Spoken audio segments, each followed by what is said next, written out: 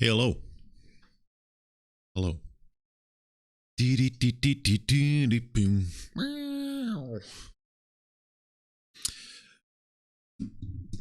Hello. Yeah. Let's see. Why is that thing still popping up? Let me see. Let me see.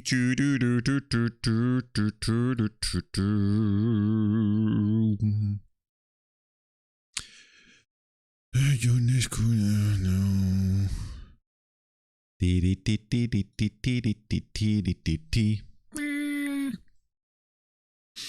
Mm-hmm. Mm-hmm. What did I wanted to do?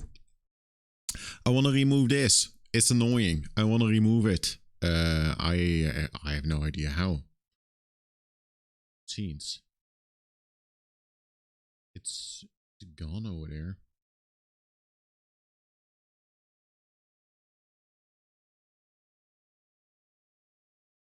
Let's remove it. Save scene. Now it's gone. Or was it already gone before I actually hit the button? And was there just a slight delay? I don't know. I don't know. Hey, hello. It's Friday. Hope everybody is having a nice day, like a nice morning, a nice afternoon, or a nice evening. Let's see if everything is working because it's absolutely chaos over here. I need to move this over here. I need to move this over there. What is this?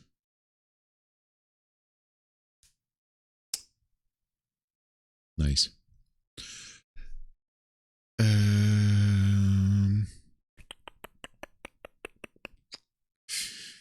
What am I doing?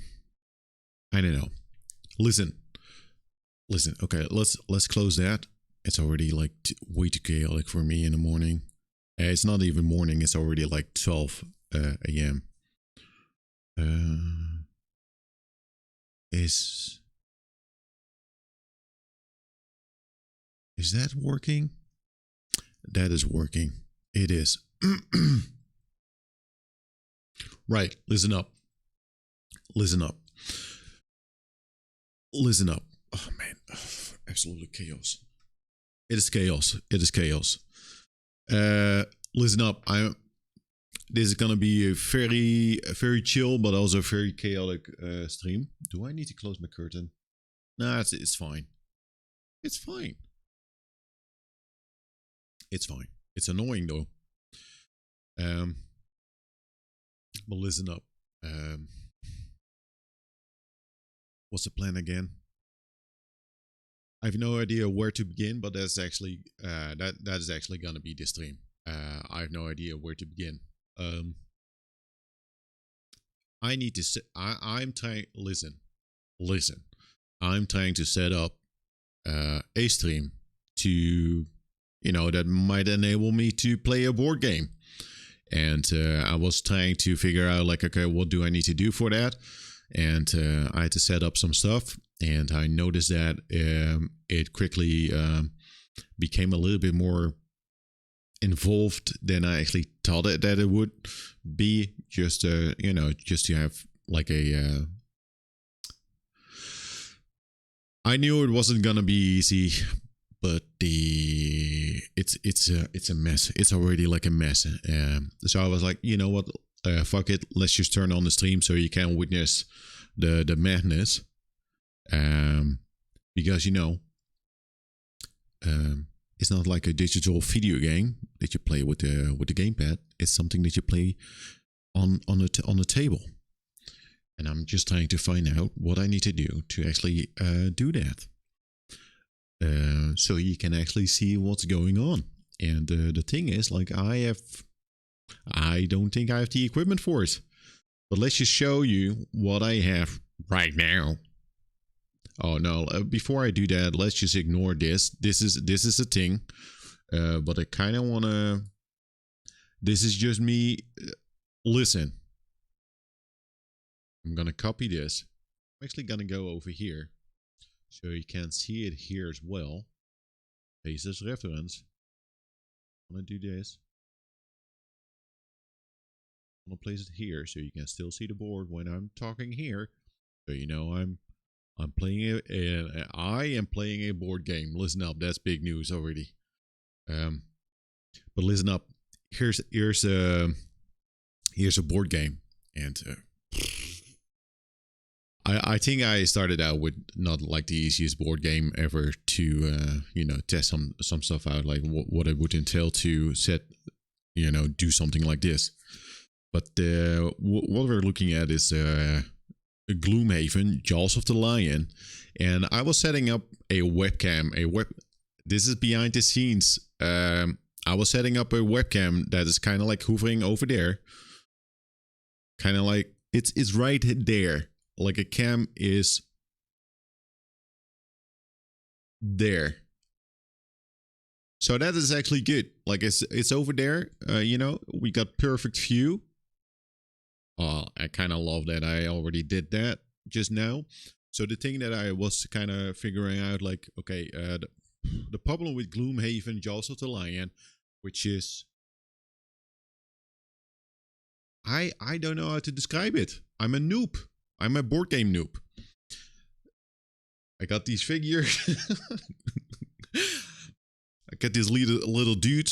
Listen, this is a what is this? A red guard. Let's focus. There you go. Not painted. I'm not gonna start with that.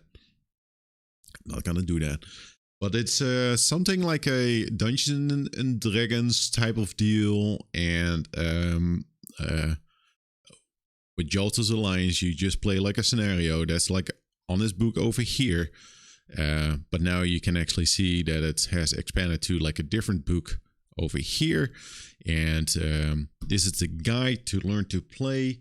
And I got like a full box over here with all kinds of different stuff that you also need to play the game. And that is normally why I don't play board games, because it's like chaos. It's actually it's chaotic. But once everything is set up, it's okay. But listen, really listen good. Board games. I have zero to none experience with board games. And you might think like, you have played Monopoly, right? Or Atlantis. Yes, I did when I was a kid. But, board games have evolved, apparently. And they have become something completely else entirely in the last 30 years. And I am honestly, I'm trying to learn how to play these board games because I enjoy it. I really enjoy it. I hated it for 30 years. I kind of hated it, or let's say 25 years. I disliked the idea of like playing board games because they are quite complicated. And when you play with other people that know how to play it, and you're like, what the fuck is this? You're like, I don't know, man. I kind of get that anxious feeling of like I am like holding back the game, like the experience for everybody else. And I'm like, nah, man, I will just watch. But now the thing that I discovered, which is kind of cool, and I didn't really think about that much and didn't know. I might have known, but kind of ignored it. You can play board games alone, which is fantastic. I love it. Of course, like playing together is cool as well, but just playing alone, just having that experience to kind of learn it. And then, maybe once I kind of get like the hang of it, then maybe play together with other people, but just the ability to play it and do this whole thing. It's I don't know. For me, it kind of works out because, for me, it kind of works out. Hello, Stroomkabel. How are you doing? Oh, wow. It's my favorite streamer. Me? Who? How are you doing? So listen up. I don't think I'm even gonna play this board game during the stream.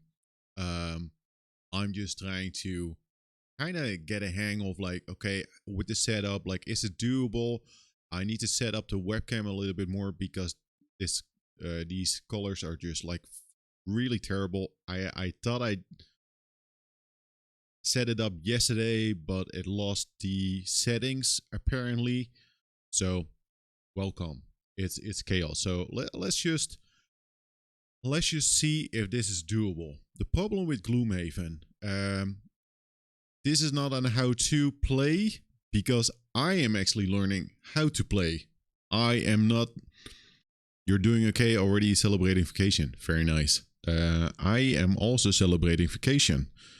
I think, although this feels like work.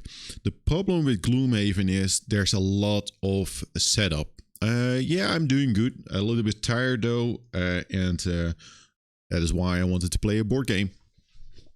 And I kind of liked. I kind of like this. I kind of like this. It's new territory. It's not like playing a video game, but I kind of want to know like what it entails to play a board game on a stream, and also figure out if that's even like doable. The problem with Gloomhaven is there's just so many set pieces, and another game that I kind of want to check out on the stream as well is just Arkham Horror, which I have been like playing as well, but that's just cards and not like complicated as this. But let's just okay. I'm doing way too many things at the same time. So let's just figure out like if I can adjust the colors a little bit to make it a little bit better. And the thing that I dislike is just the quality of the webcam, but it is what it is. I kind of wanted to have like a small camera close up as well, so you can kind of see what's going on over here, because the like this place, you kind of see it like here with the hexagons, but that detail is completely lost. The overhead is quite big. Yeah, I might be able to zoom in a little bit. Maybe there's something that I should just do when I'm like maybe try to get a close up of here. Like I could, what I could do is zoom in a little bit and maybe center the. This is just not like playing Gloomhaven on the stream is I think that is just not gonna work out. Like this is doable, but then I would have to like I at the end, like this is also part of the level, so yeah, that's a tricky thing. Like this is just gonna be the whole stream to figure out like if I can actually do this. So that is not really working because I need a lot of space. First, let's fix the quality of the webcam, because I do think it can be a little bit better than this.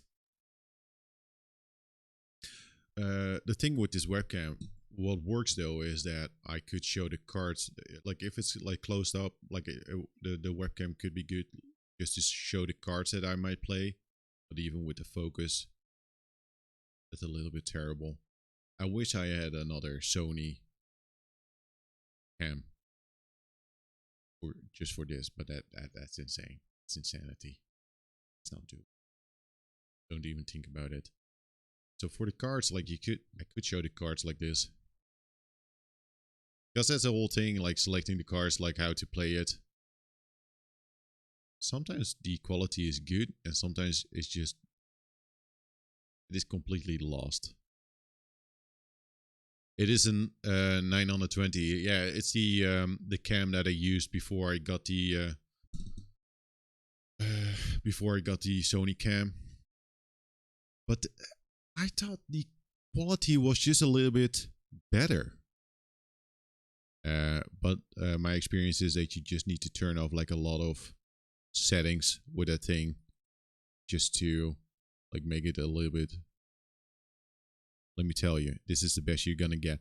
No, no, no, Stroomkabel, not with that attitude. I know. You're right. This is good. This is good quality.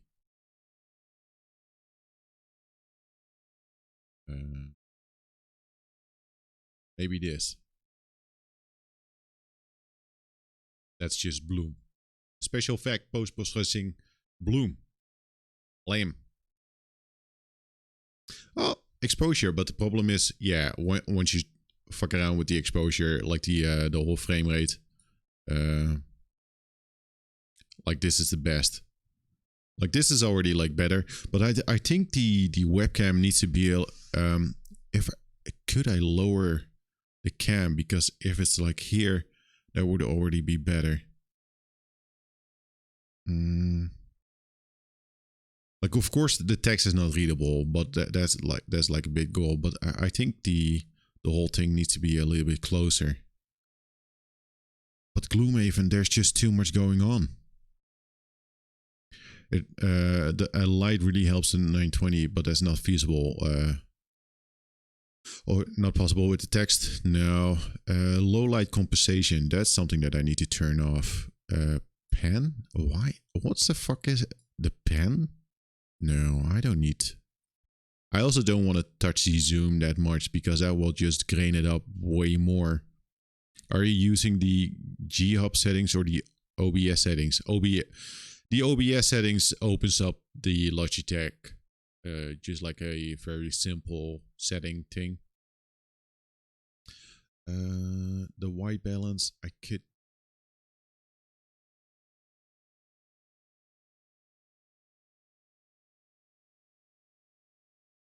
The thing that I'm thinking of, what I could try. Would I try that? I kind of like this overview. One thing that I could do is actually use my phone to have like a close-up of this playing area, you know? That's something that I could test out and see if that's like doable, so that I have maybe like a small, yeah, like a close-up of this, and I have that displayed to somewhere else, like where it's like I could show it here. I could do that. Let's just say, okay, it doesn't want to close the properties anymore. Let's just say, okay, I might have to set up the, also the resolution is, I could do that. Did I change the resolution? Because I don't really need like the high,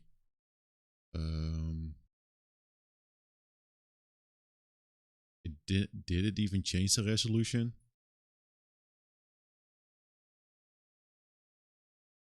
It didn't.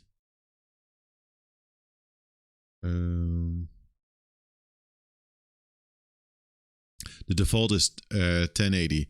Yeah, I had it set up to 720, because with 720 you get like the 60 FPS. But it doesn't even seem to. Do I even see like a difference in quality when I change the res? Again, this is gonna be the stream, I guess, just to find out like if this is doable. Maybe it doesn't even change it. No, it doesn't, because this seems like smooth. Yeah, I know it's funky. Well, it's 1080 right now. Video format. That. Ooh, holy shit! What is happening here? I think this is super stuttery.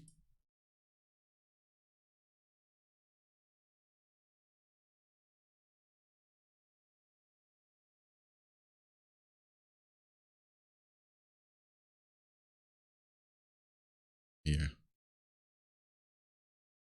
You know, that works. At least, like, using the cam. And is this a big difference? Oh, there's a lot of delay when I do it on that one. The color space, like if I change that, is that actually... You know, I kind of like the quality of this. It is not so bad.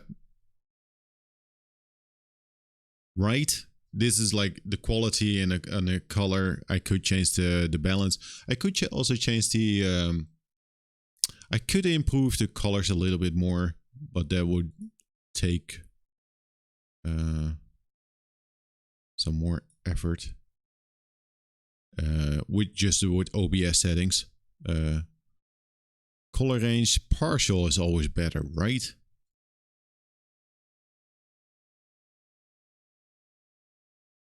The color range full.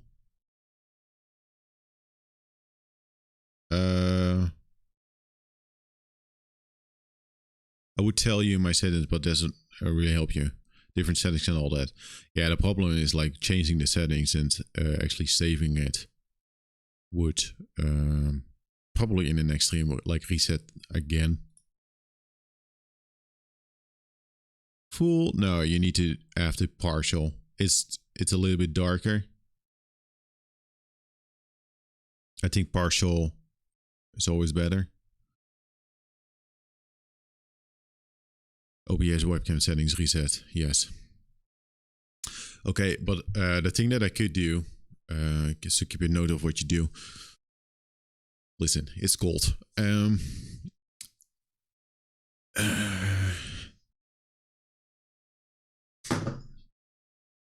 This is not part of the board. Look at this.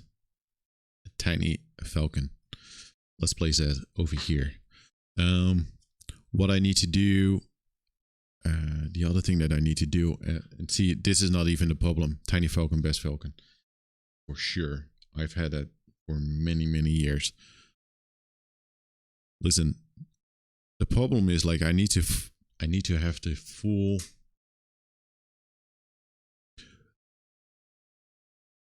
Because the problem is like I need to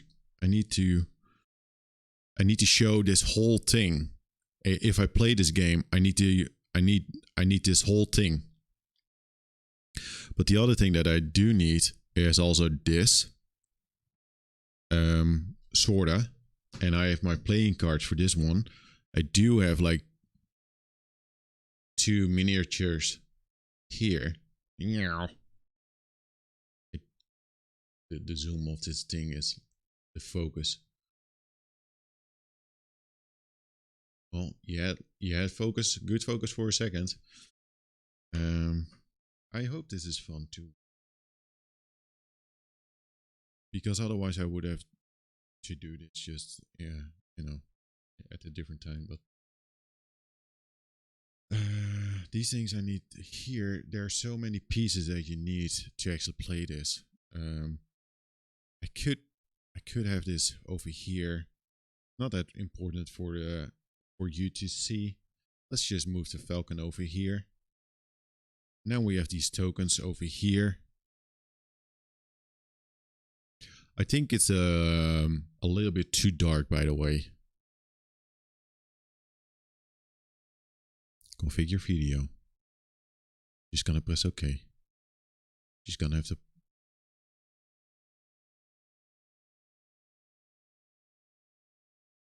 I'm okay with this. It's a little bit flat. So I have my cards here. We have to... And here. Falcon, you go over there. Chaos. It's actually chaos.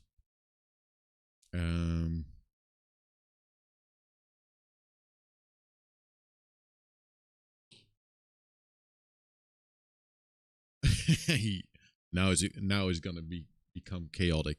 I was playing this game on my table near the TV. My TV. How would you call it? Salon tafel. I was playing on a table near the TV, and that's also not like huge, like a huge table, but it's just kind of long.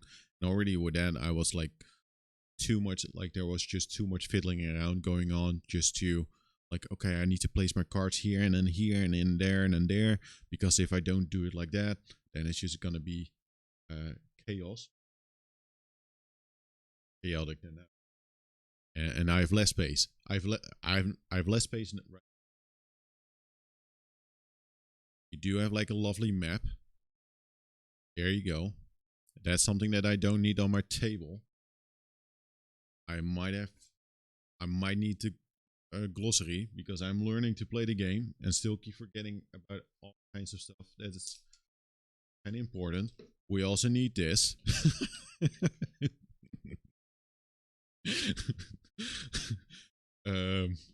Oh my god, what are you doing, dude? You probably need 3 of those. There's not enough space. There's not enough space to do this. But I will try. I will try. I also need these. Dude, this is a listen. I like Gloomhaven. This is Gloomhaven Jaws of the Lion. I should actually enter that in the description, maybe. My keyboard is also like 10 meters that way.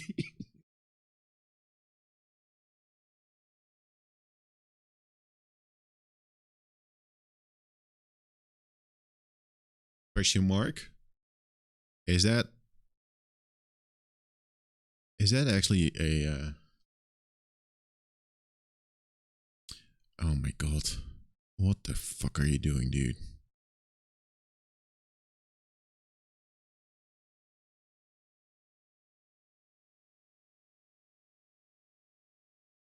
No, it's not even.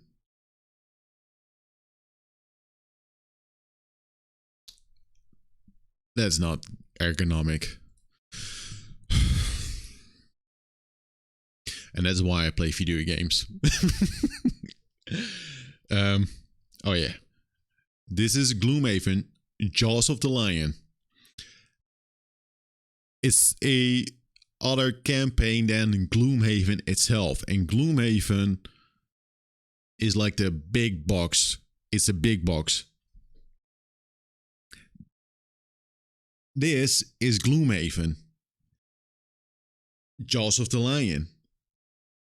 My understanding is that Gloomhaven has a bigger box and is kind of like 10 kilos. It's a big box.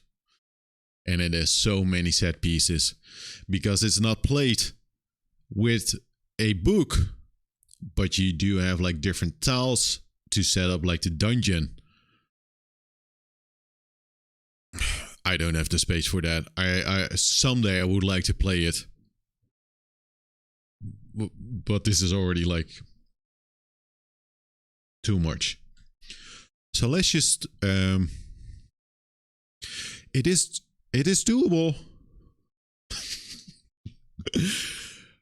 I need a special Gloomhaven table. Yes. Listen, once everything is set up, I think it's doable. Let's just see what I need to do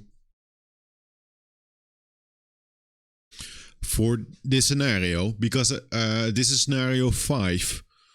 It's called A Deeper Understanding. It's scenario 5, A Deeper Understanding, and I played, well, you might have guessed, already 4, and this is the final tutorial bit.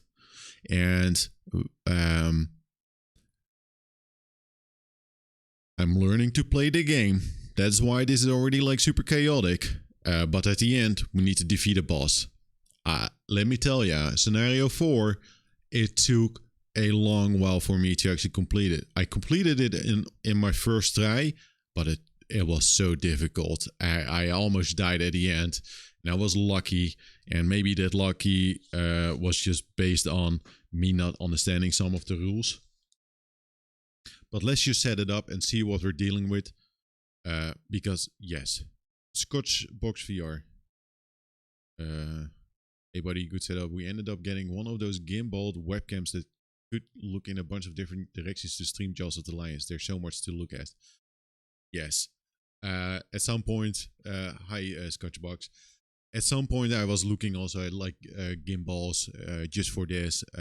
I am thinking about using a phone as well, just to focus on like a small part, like when that is like interesting to look at, and then maybe use a gimbal for that. Or I do have like a smallish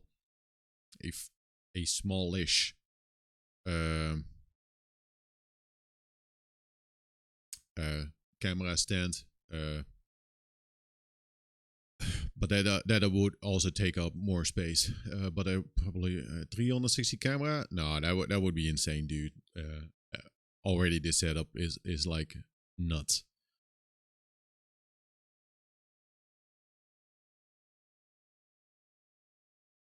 This is already getting out of hand. But listen, that is why I'm trying to stream this, like just to see if this is doable. Because otherwise I might just play like Arkham Horror the next time, because that's also a game that I'm trying to learn to play. Let's just move the tokens over here. You don't necessarily need to see the tokens. So that's over there. Just to understand, my keyboard is like all the way over there at the end. So I have my tokens there. We got the Falcon over there. Very nice.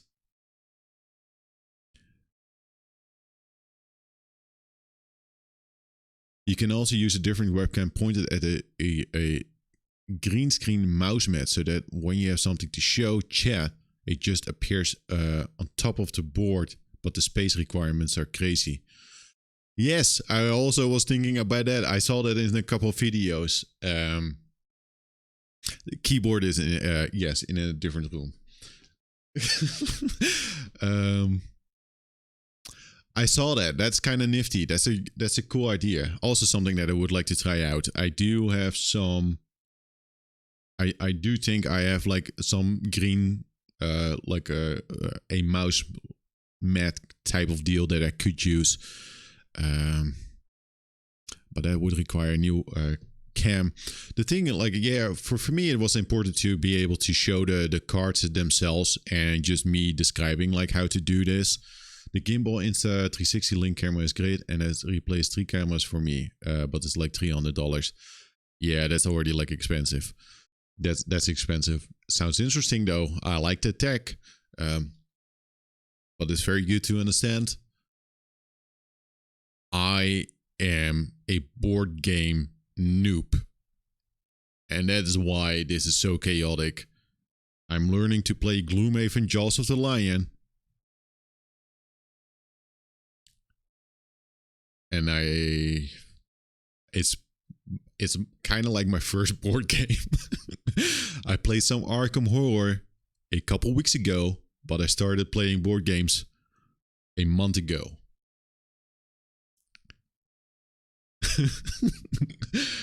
I like it, but it's a lot. Let's do the setup and just see like if this is doable. Again, okay. I love this chaos. So what I need for this is in the scenario, you can't see it, but I will describe it. We need a blood tumor. That's the boss. At some point, that will be placed here. Scotchbox VR. Understand? We got into big board games this year. Very cool. What's your go-to board game? Do you have like a go-to board game? But the blood tumor is something that we set up later. I'm just kind of trying to go over the rules. I kind of need to set it up, but not right now. That's something that we do once we open up the door over here. Then these enemies will be placed, and a boss is like the final thing. This is the first time that I'm actually trying to. The first time that I actually have to kill a boss. You actually just did this mission. Ooh. How was your experience with Scenario 4? Scenario 4 was tough as hell. I'm playing the Void Warden and the Red Guard, and holy moly, I had so much. I was cursed. I was really unlucky with like the combat modifiers, like not hitting, being cursed, and or every time I was desperate. So we have the boss, that's the Blood Tumor, we have the Chaos Demon and the Zealot. Zealot? So then we have like these cards, and we need to pick the Blood Tumor. That's something that we need later. Let's see, the Zealot and the Chaos Demon. So now we lost the first time. With how many did you play? Like with 3 characters or 4? Like with a full squad? What's the other one? The Chaos Demon. That sounds very fun. Chaos Demon. So we need that. My favorites are the Betrayal games where you explore a haunted mansion together. Very narrative feeling. You know about legacy games. My favorite is probably Betrayal Legacy. I don't know. No, what's Legacy? I saw that mentioned today in a video about Aeon. What's the name of the game? Aeon. I need to get my list again. Board games completely new for me. Aeon's End. I heard the mention of like legacy game. Is that kind of like the first? Like is that something like a core set type of deal? Again, completely new for me. So we do have these cards here, and I'm just gonna get these and just place that one over there. Betrayal. I don't think I've seen that mentioned yet. So with me getting into board games also meant me checking out a lot of videos and just getting a feel of like, okay, what type of board games are actually out there, and like what seems like fun to me. So I've been checking out a lot of like how to play videos and also like review videos. So now what I need is also the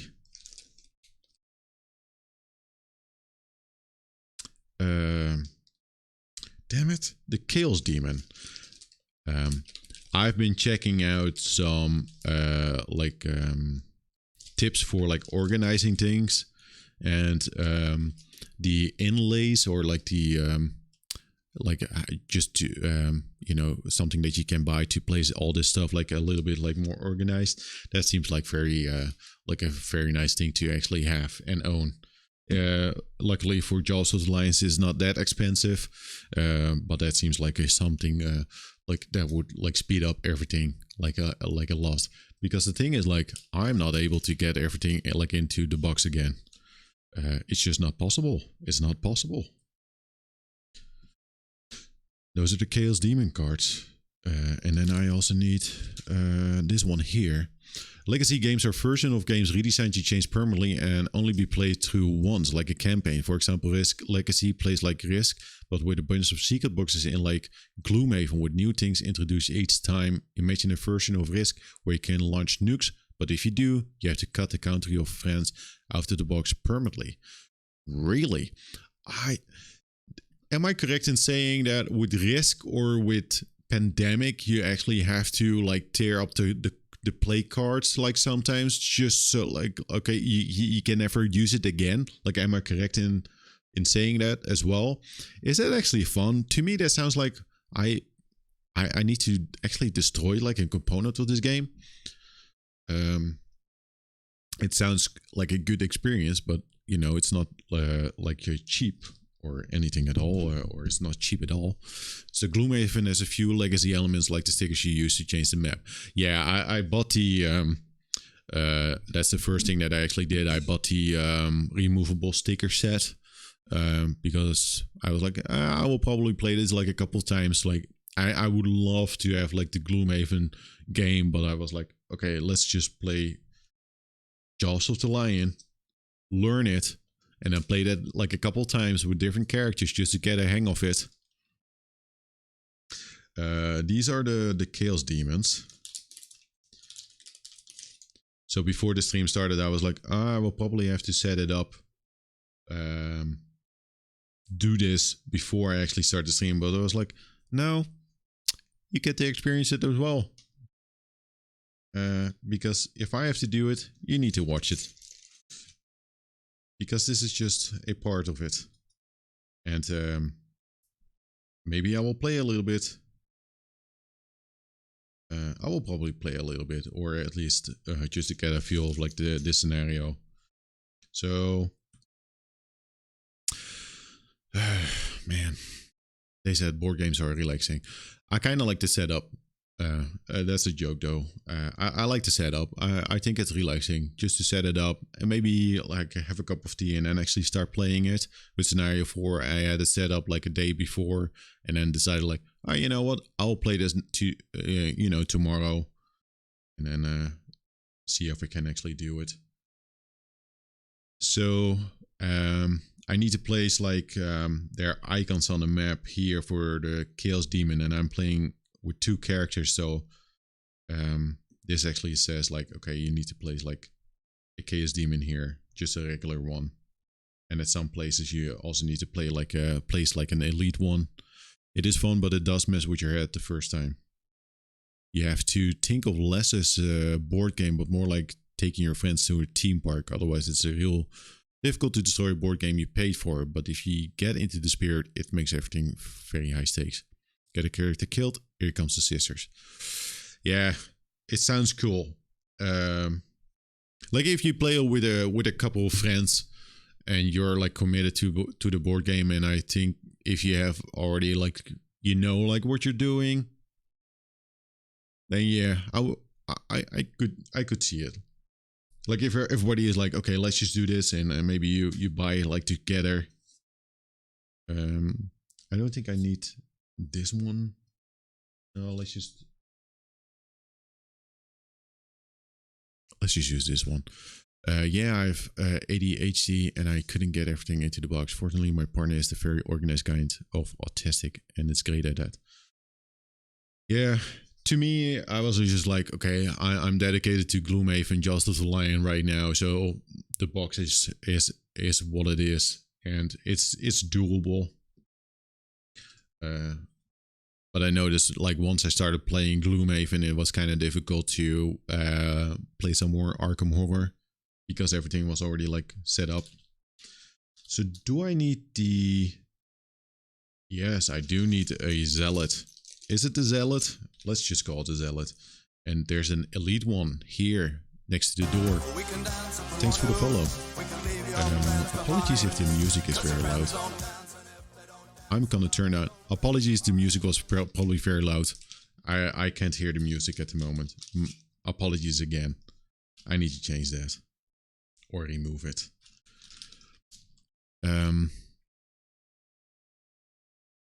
But yeah. If I see like the Gloomhaven, like the big box, I'm like, I would have to get like one of those inlays. Because that would drive me nuts. I don't mind a little bit of chaos, but that's just too much. So for the boss, I'm just gonna go ahead and just take these 2. These 3, because that's something that we need later. I need this as well.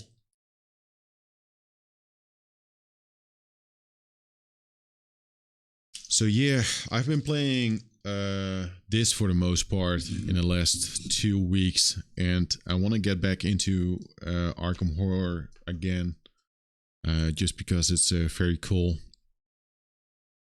Let's see, if I have this over here, then that is actually something that you could see. So that's good. That's actually, so far this is working out. What else do I need? More space. I need more space. I need these as well.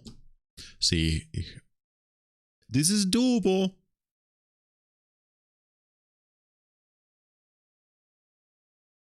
This is doable. So far. Where are...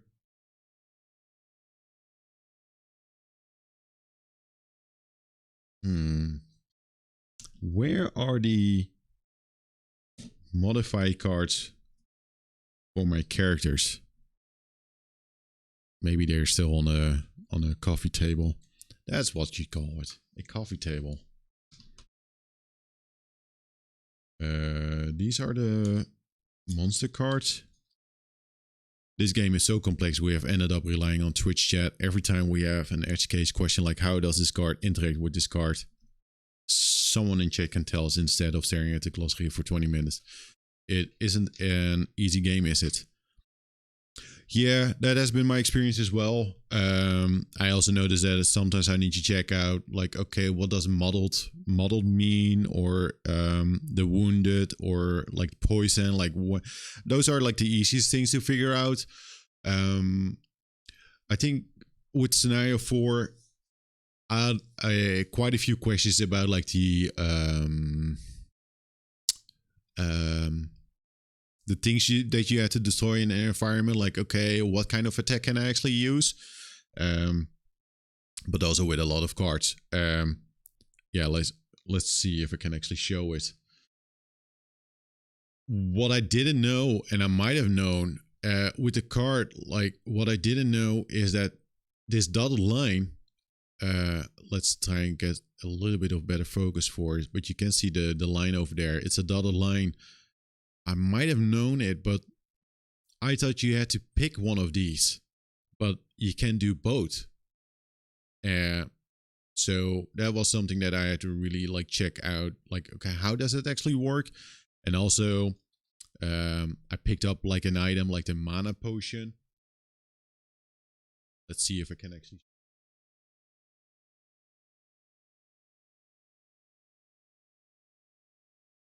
I had quite a few questions like for the items, like how does this actually work?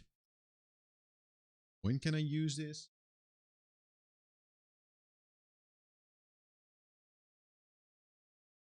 Where are the...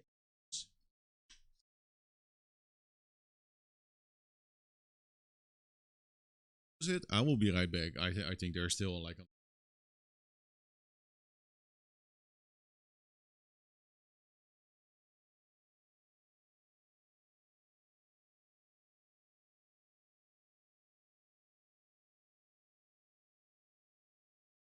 Oh my god. There's even more stuff. So we got these. Don't need those right now.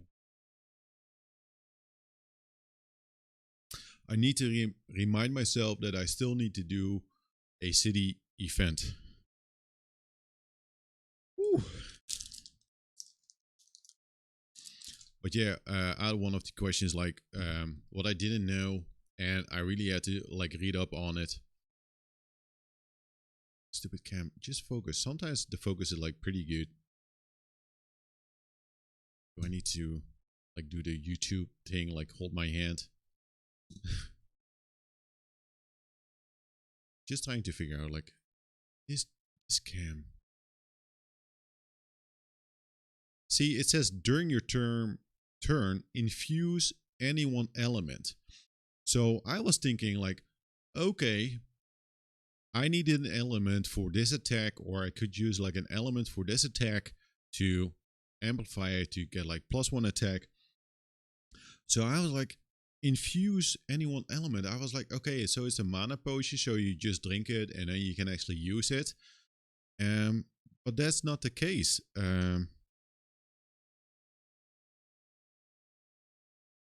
My understanding right now is that actually using this, the mana potion, makes it so that I can place an element here and then use it on the next turn.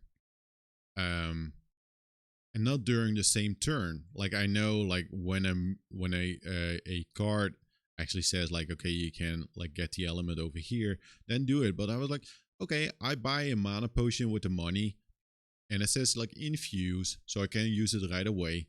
That's not how it works. So I really had to read up like on it, and like people have like different opinions about it. Like, okay, but it's a mana potion. You drink it, like, and then you can use it. But then some people say like, well, you need to see it as you throw like the potion on the floor, and then like an element gets released, and like on the next turn you can use it. So every time I need to think about or stop and check what other people think of the cards, which is fun, but that makes the whole game like slow down a little bit, and I'm okay with that because I'm learning. Oh yeah, those symbols really got us. We lost half an hour trying to figure out what it means when a card has both a last forever symbol and lose forever red X symbol. Yes. And I noticed that maybe that is also like with how I set it up. I noticed that with the elements that I sometimes just lost track of like, did I actually move that to when you move? I'm not going to explain like the elements, but once an element is like in the game, you place it on strong. On the next turn, you can use it, and then in the next round, you place it to waning. And by playing alone, I often forgot, did I actually move that one already, or was that just placed right now? So that's also like a thing. So I kind of felt like I might have cheated like here and there, but I also noticed that I just didn't use the elements that much, because that's something that was also introduced in scenario 4, I think. So I really had to get used to, okay, in this round I'm actually gonna do this, this, and this, and this, and this. Yes. Because the other thing is, I wish that this card here, that's kind of like the player reference card. It's kind of nice to see like the stats, but I wish that it kind of had the same, or that there was a different card like this that with Arkham Horror, because Arkham Horror has a little bit more info, like, okay, during your round you need to do this and this and this and this, and then you actually have to do this and this. I wish it would say, here it says like end of round. I wish there was a better description of like, what do you do at the end of the round? Like, what do I need to do? Oh, move the elements from strong to waning, and that's it. But now I need to remind myself like, oh yeah, the element board. And on my coffee table, the element board is like all the way to the right. I need to place it a little bit better. But then it's easy to forget. But I wish that there was like a different card with more like, okay, the round setup. And what I do like about this card though is like the status effects and what they do. One of the first bits of advice we got was, make certain players responsible for certain things, like player one always does elements. Yes. That's like if you play with a group, that seems like a very good hint or a very good tip. So I'm setting this up. What I need to do a city event. So I need to draw a card, but I also need to remind myself that I have a card limit, and I do have more cards right now than I am actually able to use with the character. Because the red guard, I can have like 10 cards in my hand, and with the Void Warden, I can have 11. Ooh, there's a lot of things. So it's already like super complicated, like setting up the tech side of things, but then also like the game itself. Which these are the cards for the. I just had the item, like I bought the Iron Spear with the red guard. These are my modifiers for combat. will probably make sense, but I will just place these here. There you go. The item goes under that.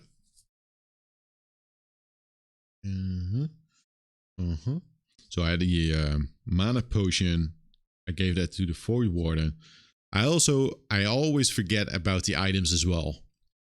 Like, oh yeah, shit, I just got attacked, and I actually bought the studded letter for the Void Warden, which says like, when attacked before drawing an attack modifier card, the attacker gains disadvantage for the attack, and you gain 1 shield for the attack. So that might have come in handy like here and there, but I just completely forgot about me owning that specific card. I need to set this one to there. Yeah. This one is for the Void Warden, so this is the health and my experience. And this game is tough as hell, by the way. Like Arkham Horror. Like, I'm okay with Arkham Horror when I die in Arkham Horror. Like, because that's sort of like the game. But with this one, I had some scenarios where just like a couple of enemies just walked to me and just hit me, and I only had like 7 health left, or like 3 health left. And I was like, no, that is not gonna work out. That's a dangerous location for those modified cards. I'm starting to think that this like streaming this with this cam is just not possible. As a fellow newbie, I'm amazed Gloomhaven has a difficulty rating of 3.5 on BGG. Imagine that what the games with a 5 must be like. I don't want to think about that. That seems insane. I'm already dreading, like, I know I'm gonna die with this scenario. I just know, and I need to accept that. Like, I need to accept it. This is gonna be the Dark Souls, the Elden Ring. I'm just gonna die, and I need to learn. I need to learn it, and then actually do it. So far, I have not died yet in the prior scenarios, but this is gonna be it. Will die. I will die. I like it though. These are the cards for the red card. I need to shuffle them up. I'm not gonna display my shuffle. Well, I am actually showing the shuffle here. I think there's room for like the phone cam. I think I'm able to do that. Not during this stream though. I have a NES, or is it a NES? No, it's not a NES. Like a small PC set up with Linux, so that I could stream that to OBS and show the show the footage with or show a stream of the phone cam. I guess once you get used to modern games like this, it must be fucking hell. I stopped the cards. Modern games like this, it must be a transferable skill. Either other games will use the same mechanics, or you get used to how to learn board games faster, like how learning a new programming language is easier after your first. I think yes. I hope. And I think you're correct with that, because I started playing the first board game that I bought this year, and the first board game that I bought in the last like 37 years was the Lord of the Rings living card game. And I bought it before the summer, but I actually ended up playing it like maybe 2 months ago. and that one was difficult as hell. That one was difficult as hell as well. But the thing that I noticed is that, well, it is kind of similar to Arkham Horror. So once I played Arkham Horror, I was like, oh, this is kind of like the same rule set with a small twist in it, but I kind of get the gist of it. Kind of like if you have played Demon Souls, you kind of know like how Dark Souls plays, and you kind of know like how Elden Ring plays, and also like all the other, um, Souls-like games as well. You kind of like, oh, this does this, but then this is a little bit different. Um, so yeah, I think I absolutely agree, or hope that you're correct in that, because that has been my assumption as well. That learning one game will probably help you out, like learning or play like a different game. With Gloomhaven, though, yes. My understanding is that Gloomhaven, especially with the combat, it's and why it's kind of like number one, because it does things like mm, somewhat more different than like other games like with the same similar type. That might be a little bit, well, same, yeah. Once you maybe get the hang of a mechanic, you get it. But if I watch like a video for, um, if I watch a video about transforming Mars or June, I'm like, I don't get it. I don't get it. I need to play it with someone else. Like I don't get it. I don't own those games, so I have not played them. But if I watch like an how to, I'm sort of lost. Mage Knight, because it's recommended as the best single player board game, and notice that it has a lot of similar mechanics to Gloomhaven. I guess they all learn from each other. Yeah, to me that's to me that has been also like the most fascinating part of like learning to play board games, is actually checking out the board game mechanics. I kind of like that with Board Game Geek, like that whole list of the mechanics that are kind of like used. Um, yeah, that has been like a fascinating part to actually check that out. Um,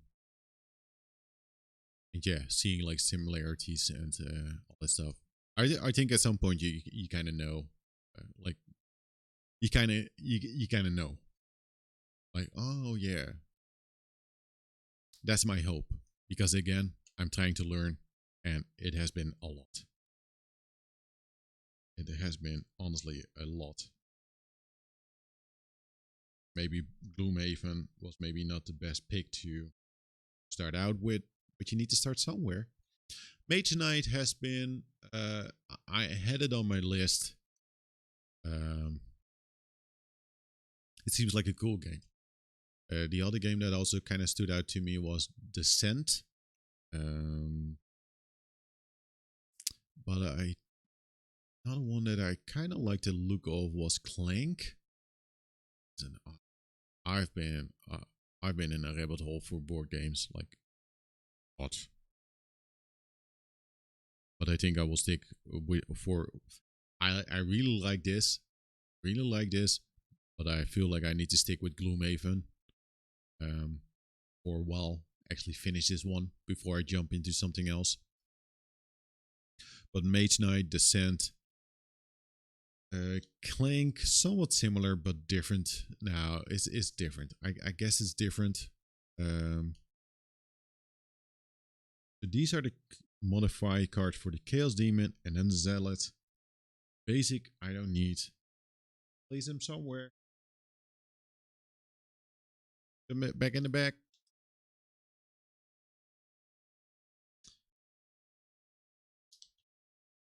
But yeah, uh, let's just say like we need two of these. I'm a big sci-fi guy. In fact, the whole channel starts like themed.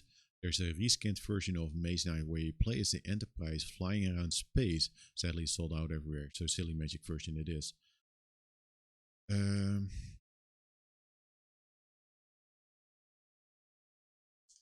yeah, another game. Because mostly I've been checking out like solo games.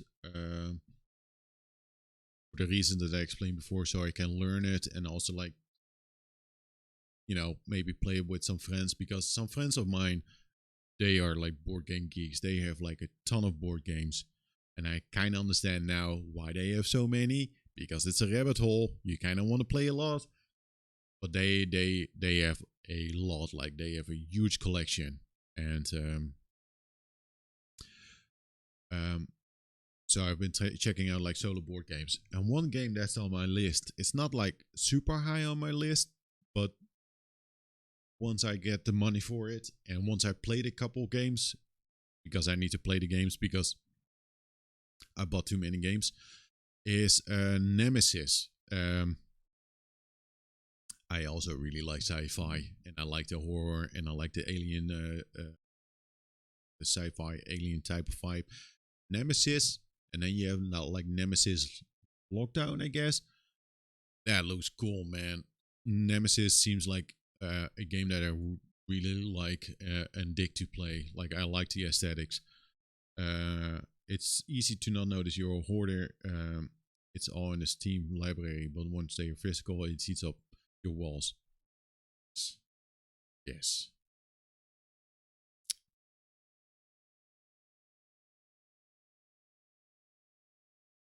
I understand the comparison.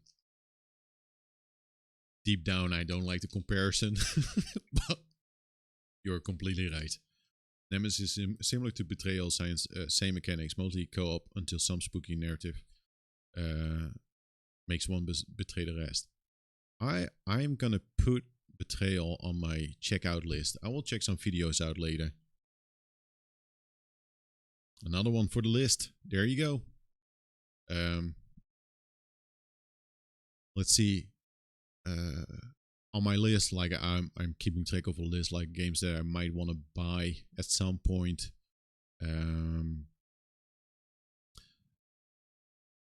kind of interested in Nemesis. I would like to have Doom, but sadly, I don't think like Doom is playable solo.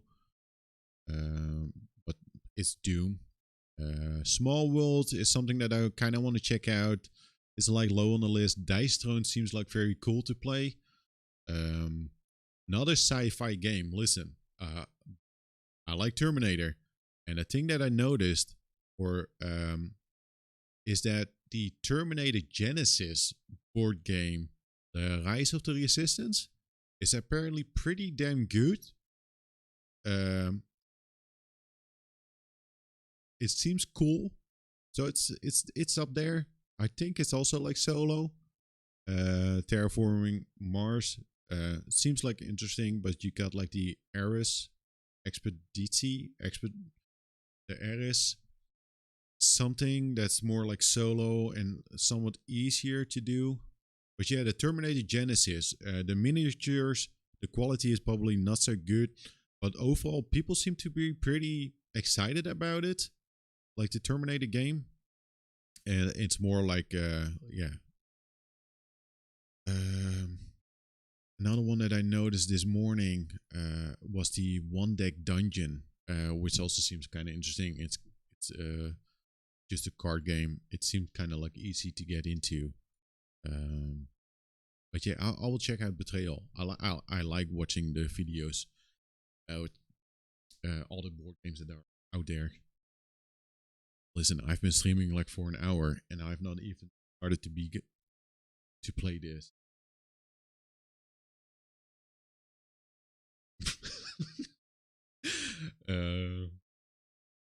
Shit, man. I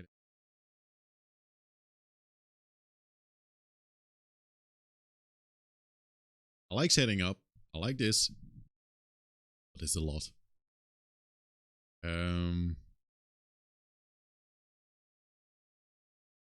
I will probably play a little bit. Listen, I can stream a little bit longer.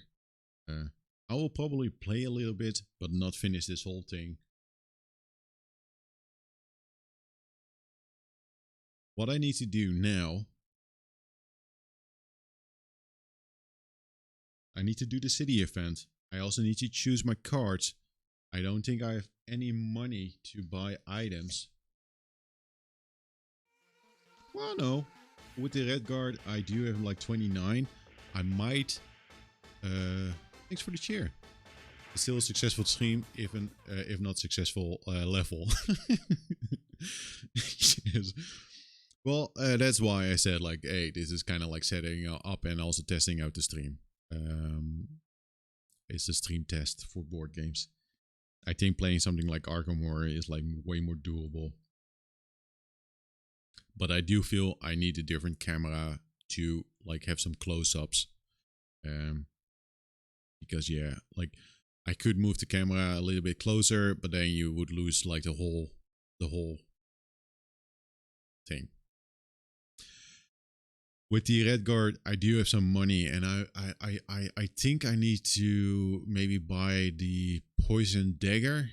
The Void Warden also has like 27 gold. So that might be good as well. I also need to draw 4, but 2 for each character, like the goals, like the individual goals. Those has been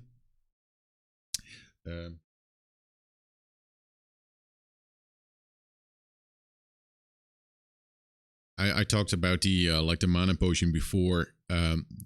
Playing this one solo, I know like normally when you play this with other people, like you're not allowed to show the cards that you're gonna play. So far, what I've been doing is kind of like, okay, the red guard, I choose the cards first for the red guard because I always forget which cards I have left for the Void Warden. So I choose 2 cards for this one. Then I choose the 2 cards that I'm going to play with the Void Warden. And that's my system. Like I kind of know, like at that point, I kind of know what I'm going to do with the red guard, and I will check the cards. But normally you're not allowed to show what you're going to play. But I'm not, like, how would I forget? Like I can't ignore the cards that I chose for the red guard, you know? And I think like that's okay because you're playing alone and it is already like tough enough. But the other thing is like what makes it difficult and why I'm talking about that is you get like individual goals for each character that will, if you succeed in that goal, you get a check mark on the character sheet, and then at some point you get a perk. And yes, I will show you this because this was maybe the luckiest draw, but it felt like cheating. I picked out the Egoist card, and it says collect more money tokens than any other character. So that was my goal. I picked up 2, and from the 2 I picked this one. So that's cool. This was with the Void War or with the red guard. Like, okay, I will focus on picking the tokens. Why? Because with the Void Warden, I picked this card, the Altruist. Collect fewer money tokens than any other character. I was like, okay, the other one gets all the money, and this one gets less money. It's easy, so I get both goals. But to me, the goals normally, if you play with someone else, you don't show the goal. And I was like, yeah, well, it's kind of hard to ignore this one. And also kind of hard to ignore that goal. So it kind of worked out. I don't think when I draw cards now that I will be lucky again. But to me, that's kind of like figuring out like, okay, how am I actually going to deal with that when I play solo? Because it sort of feels like cheating again, but also you're playing alone and it's already like tough enough. So, or it's difficult enough. I was like, that's fine. That's fine. I'm cool with that. Let's see. That's the deck for that one. Yes. I'm just gonna place a modifier card on here. Just gonna move this a little bit closer so you can see it. That's a Void Warden. That one is there. I will move the items over here so you can't see the items, but that's okay. That's okay.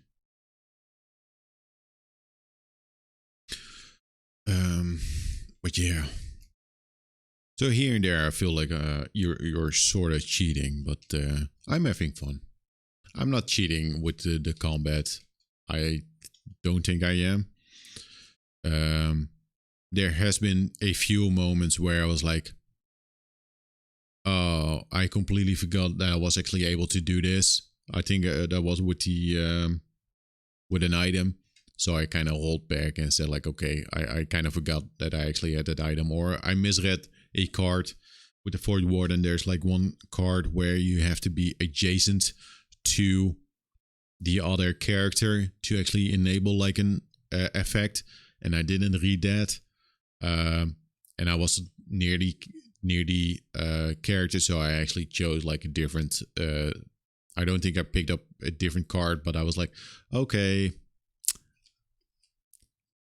I will use the other abilities on the card, if that makes sense. Because I'm learning, and otherwise it's tough as hell. So these are the goal cards. I need to draw 2 for the Void Warden, so those are these 2, and then I have these 2. So what I will do. Oh, maybe that's the thing. I'm not gonna look at these cards for the Void Warden, so I will check these cards first that I have for the red guard, and this is kind of fun because we got the Echoist card again to collect more money tokens than any other character. But we also have like opener, kill the first monster to die in the scenario. Kill the first monster to die in the scenario. Does that make any sense? If I kill it, to me that says like, hey, kill the first monster that you encounter. Right? So let's do that, and then actually choose one for the Void Warden. We got the Plebeian, never kill an elite monster or boss. Well, I'm not going to choose that one because that's just going to be an hassle. Transmitter, apply any negative condition to a monster while you have any negative condition. That seems like doable.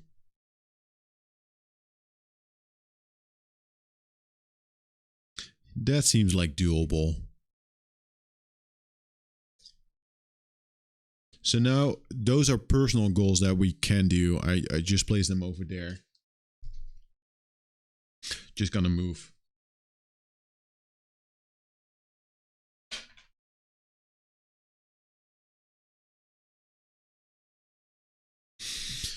Oh man.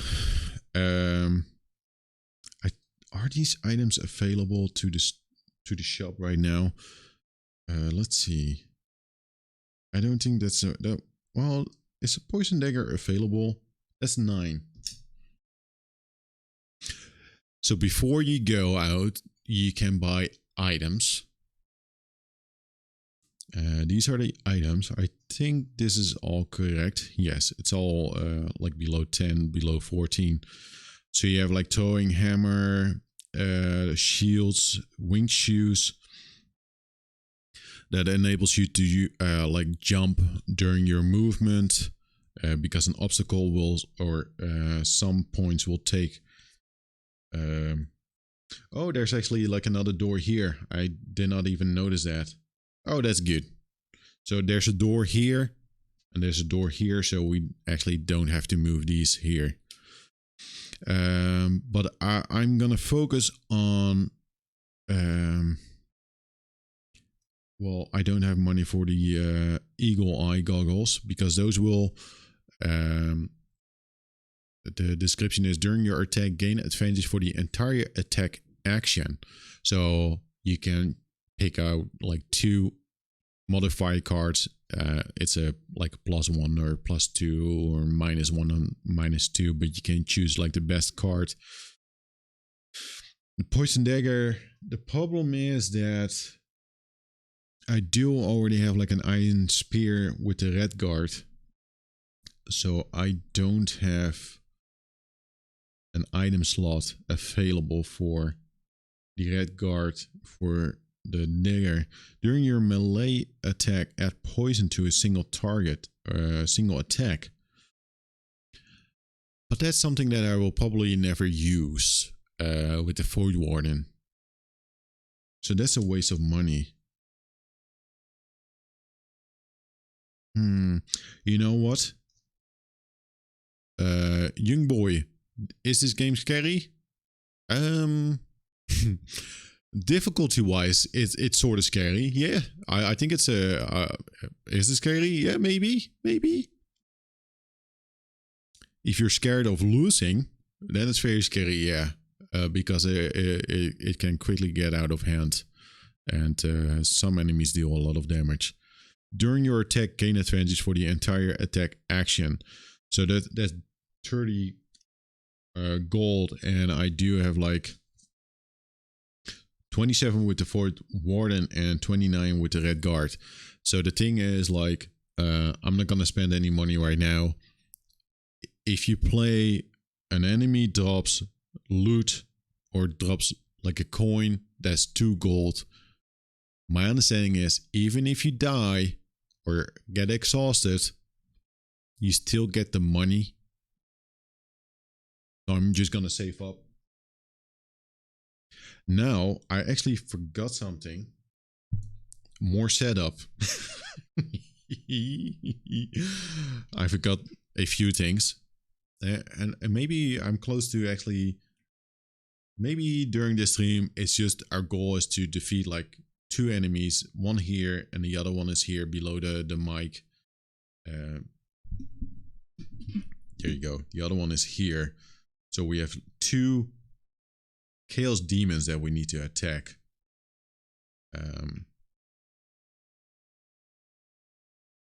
There's a lot of shit on the board, man. That's what is that again? Muddle and Poison Trap. So we also need to focus first, dude. Focus first. Need to play. Really, this whole thing uses all the tokens for the traps. I think that's correct. So we got a treasure there. There's no coins anywhere. There's poison model. I don't think anything is there. I'm not supposed to set that up right now. What I need to do, 1, 2, 3, 4, 5. So you lay down the damage tokens on the traps. So if you get on a trap, if you land on that during your movement, you will get damage of 3. And once that is done, you don't get it again. And now I need to place like a... What's the model thing again? The model icon. So if you land on the trap, you'll get poison. And that means that all attackers gain +1 attack, preventing healing, remove 1 healed. So if a character of mine gets like poison, the enemy will get +1 attack, which is scary. And I can't heal myself, so I need to heal myself first, and then the poison gets removed. And the other thing that you will get when landing on one of those things is also model. That means I get a disadvantage on all the attacks, and you remove that at the end of next turn. So I need to finish till... Is that my turn? It's the next turn. So I'm playing, I move on it, play a whole round. And then if the character has done the moves again, play the 2 cards, and it gets removed. The disadvantage means that I need to draw 2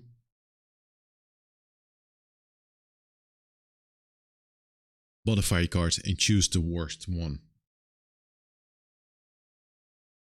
I was looking at that card because I needed to know the modeled. That's the question mark. I need 1, 2, 3, 4, 5.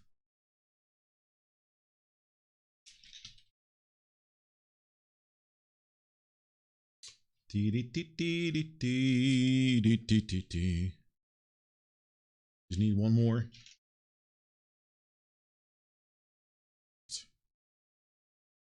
What are we doing?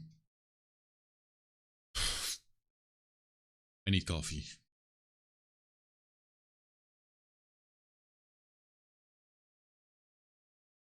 Let's do that. Almost done with the setup. Almost done. Almost. Need 1, 2, 3.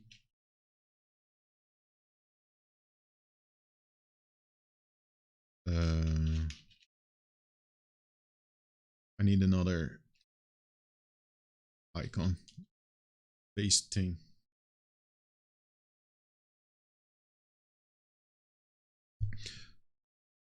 Let's move that closer. New one. There it is. I think that's. Oh, that's not all of them, but almost all of them. Okay. Almost done. How many cards do I have? 1, 2, 3, 4, 5, 6, 7, 8, 9, 10, 11. I need to remove 2 for the Void Warden.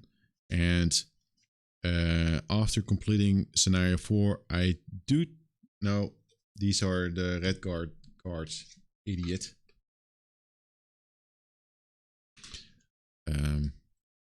1, 2, 3, 4, 5, 6, 7, 8, 9, 10, 11, 12, 13, 14. Did I? 1, 2, 3, 4, 5, 6, 7, 9, 10, 11, 12, 13, 14. Apologies for the Dutch counting. So I need to remove 3 of them. And you know what? I'm not gonna think too much about it. Well,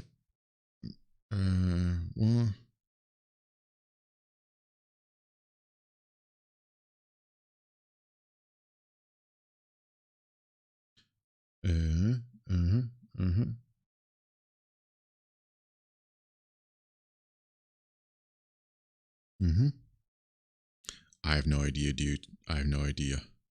Science of the Void. It's something that I barely used last time. I'm just gonna do this really quick. I feel like I need to check out some videos on which cards, like deck building, but I also kind of want to figure it out on my own. Like what is like a good thing to do. Kind of like this card, Grasp of Doom. I kind of like that because the initiative is kind of low. Like each card has like the initiative like 36, and that's like you will see. You will see what that means. I might remove the Master. This card I barely played because I just didn't know what to do with it. It says like this: the first attack performed in each of your attack granting action. Again, the first attack performed in each of your attack granting actions gains advantage, and you may like remove an element to add +1 attack to it.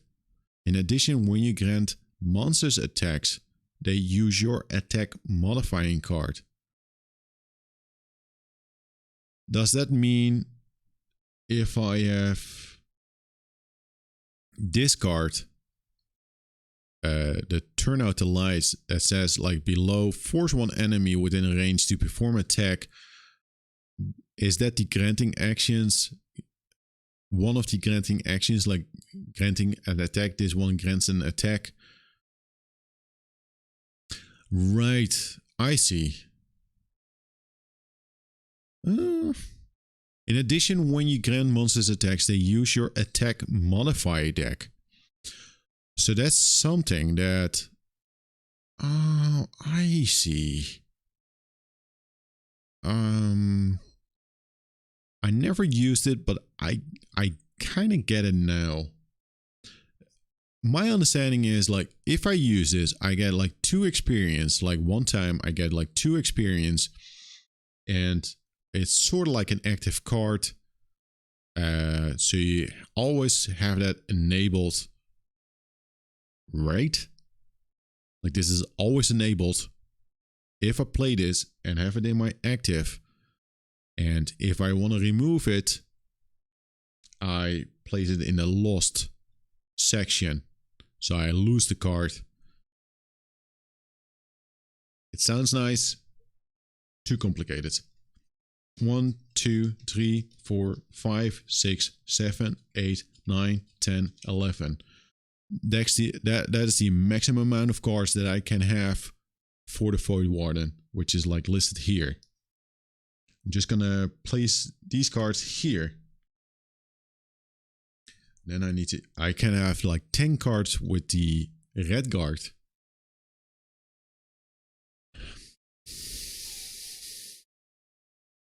One, 2, 3, 4, 5, 6, 7, 8, 9, 10, 11, 12, 13. So I need to remove 3 cards from this deck. The Warrior of the Sun will get me a shield and immobilize target all adjacent enemies, which is kind of nice. You get like the like an element, this one here, that will get moved over there once I play that card. The shield is nice. It is not too complicated. Don't lose a card. What have you done? No, I need to pick. You believed in me. Well, apologies for disappointing you, but I need to. I can only hold so many cards. Like this is the maximum amount of cards that I can have. Like I need to lose them. Like it's if I hold more cards, then I get very exhausted, and I'm out of the game. But yeah, apologies if you thought like I could hold 13 cards instead of 10. I need to train more. I need to do more exercises. I need to fitness. I need to hit the gym. That's it. But thanks for believing in me. But my apologies for search for a way out. Well, we will deal. We will manage. So I do have like the blade dance, and that one, it seems very complicated, but we need to try it out. It is like a low initiative, so let's not remove that card. It's fine. I'm not gonna remove a card. I need to remove 3 of them. Precision strike at +3 attack if the target has negative conditions. And you get an advantage even if there's like a flamey element available. But the problem is you discard this card if I use this move. So that's something that I only would use probably during a boss fight. Apologies, Selka, but I need to remove a card. It's the rules. And if there's one thing that I value a lot are the rules. What are we without the rules?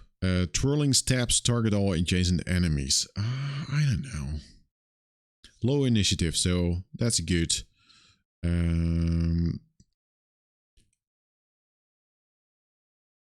You lost the game? Thanks. I lost the game. Thanks. Appreciate it. Range, very high initiative. This is blinding sickle, attack, range, and immobilize. Immobilize. That's gonna be good. Bullshit. No one will judge you if you keep it to yourself. But I'm streaming it, and you can count the cards, the amount of cards that I have, and it's gonna be a whole. It's gonna be a whole thing. People will dislike it. Desert Knight, attack, target one enemy with within 2 hexes and disarm. It's sort of nice. The move, you need to remove it if I use that one. I will keep it in here, but I need to remove 2 more cards. It was a mistake to show us cards. To show us cards. Next time. Next time it's just gonna be my face.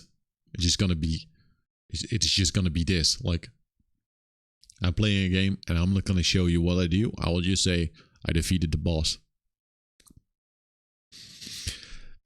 Each time shield spikes. Each time after an adjacent an enemy attacks you, that enemy suffers damage equal to your shield value, which is kind of nice. But I noticed that I don't apply the shield that much, so maybe that's gonna be in a maybe pile. It's already like in a pile. It's gone. Mentally, it's gone. So I need to choose 1 more card. Attack range, target all adjacent enemies. It will give me experience at the end. Immobilize shield. The next 5 times an flame shroud. The next 5 times an enemy enters a hex adjacent to you, that enemy suffers 2 damage. The problem is the initiative is very low. So chances are high I'll get first attack with this card. But that shit is out of the window once I use this, because it will get into the active and I remove it. You know what? Fucking YOLO. It's gone. 1, 2, 3, 4, 5, 6, 7, 8, 9, 10. That's it. We finished the game. We're done. We finished the game.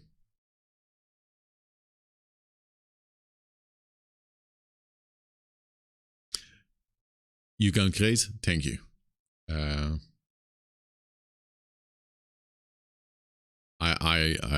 It took a long while to learn how to count.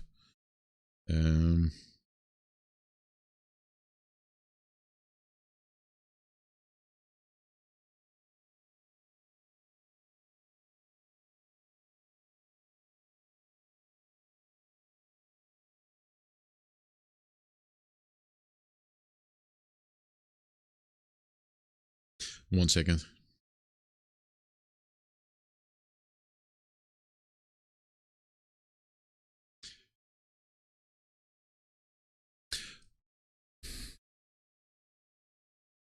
Board games. Listen. I think I need to get a cup of coffee. The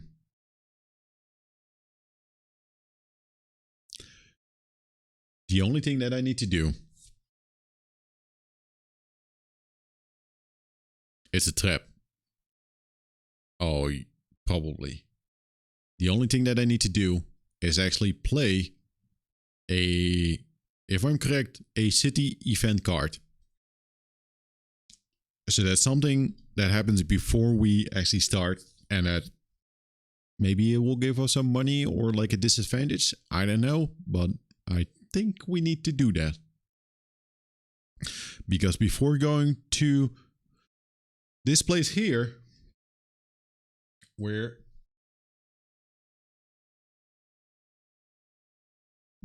in the lovely city of Gloomhaven. There you go. And we're now here.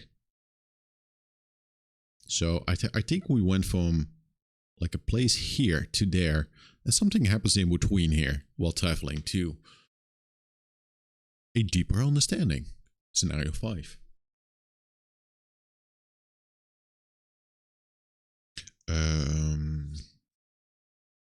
Yes.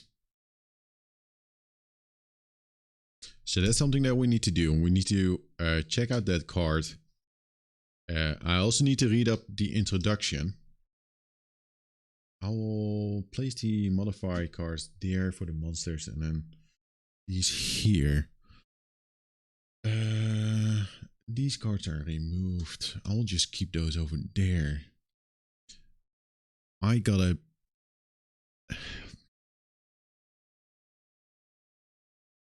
It's too much. It's doable, but this is only doable because of this layout right now, like how this is set up.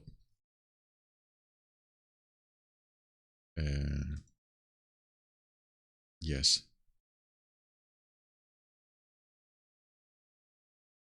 I'm gonna get a cup of coffee, and I'll be back in like 2 or 3 minutes, and then we'll play the city card event thing. This one right here. I'm gonna read that. Then we're gonna deal with that. And then I might play, yeah, we will play this first bit right here, because here's a door. So we don't deal with these enemies right here. We're just focusing on this. And we have 2 Chaos Demons in his room right here. But first coffee. I will be right back.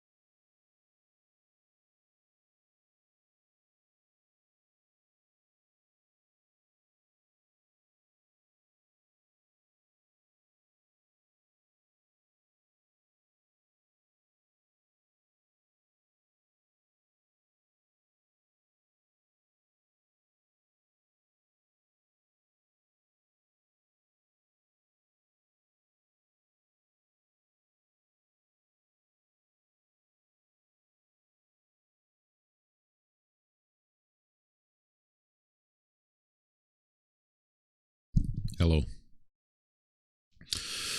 I have a problem. I have a problem. There's no place for my coffee.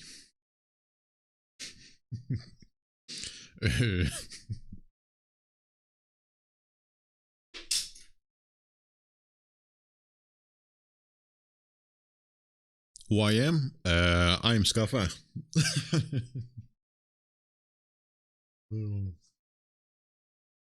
That's me. We were watching a game and then you appeared. Were you? What kind of game?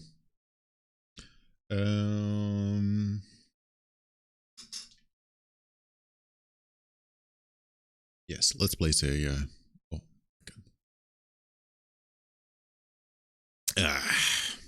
lovely cup.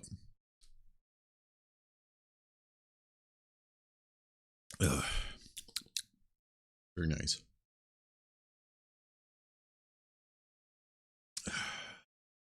Remember video games? Those were the days. Those days are over.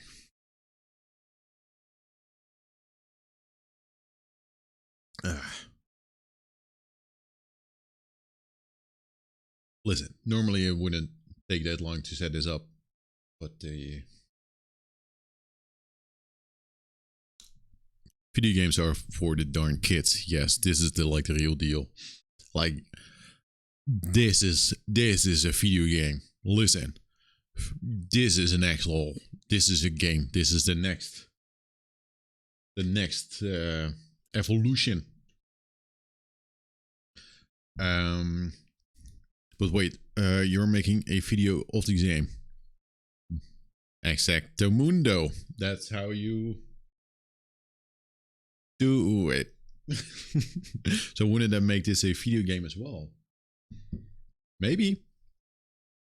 If it's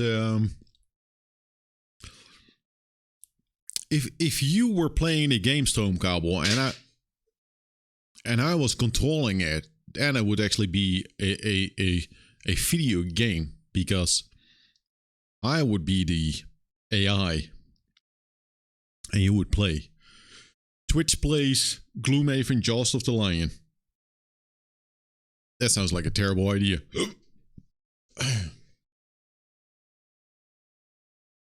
Ooh. I need to remove these cards. Oh, it definitely is. Because these are just in the way. So I can move this here and get my coffee here. Yesterday I also changed up my desk a little bit just to be able to do this. Normally, I know, very exciting, but normally I have my mixer on this side, but now it's over there actually in a corner. Why? Because I needed space for a different monitor here again, and it's a whole thing. So it's already like, yes. We need to play a city event card. Before we delve into this here, I kind of want to know, like, I know the readability of like the board is maybe not that much, and maybe like what is not helping is that this is a little bit like on a corner.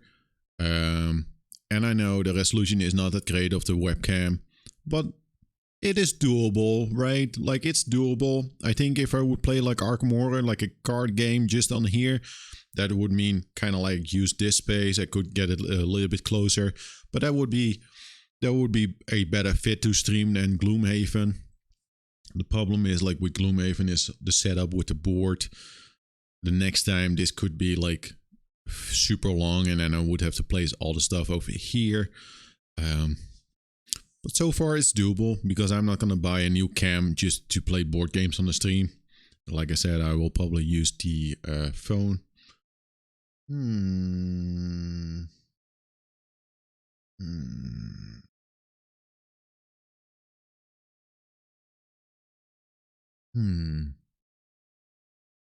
1 second. This is a test stream. I need to test something.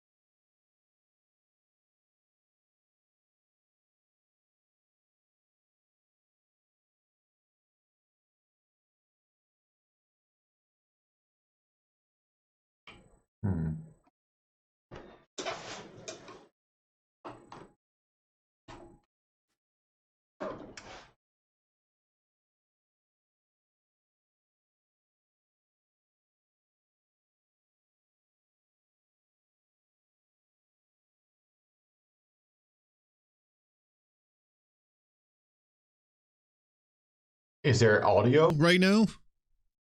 Wait. No, there's a mic, but there's something funky going on. No, it's working again.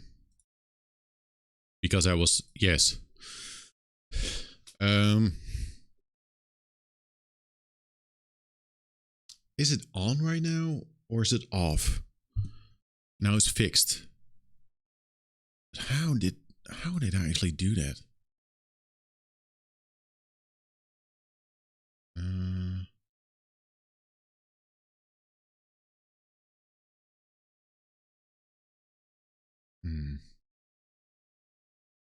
Well...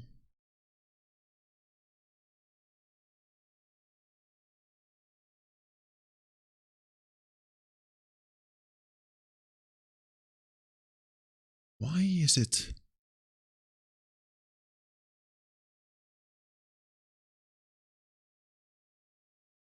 Oh no, I'm an idiot. As always. But I'm gonna head out for food. Good luck with the Gloomhaven. I like the setup you've got going for the board game already. That's good to hear. Have a nice lunch. I will probably stream for like another hour or so, but I'll check out the... I will test out the phone thing. But I think a problem is that the IP has changed.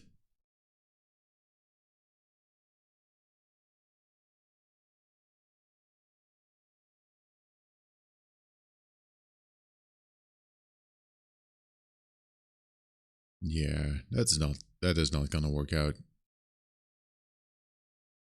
How would I be able to? Give me 1 second. Am I able to figure out?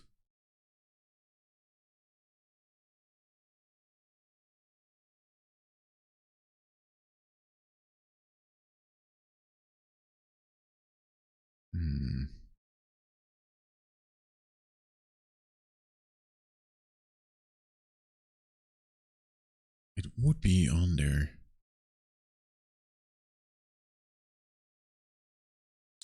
I'll test it out for 5 seconds or so.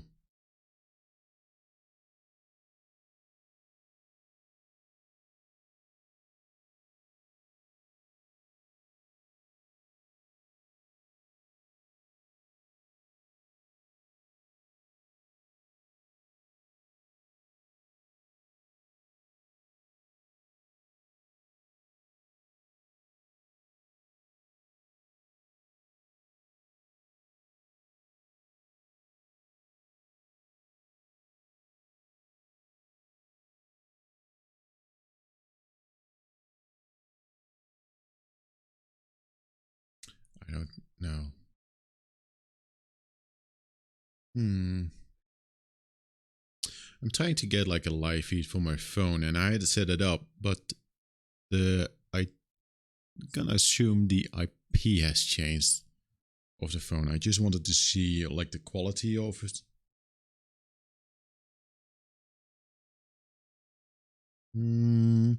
Is there like a easy way to find out what the IP is? Again, 5 minutes. The problem is like the server is not hooked up to a monitor, and I'm not able to check it out right now.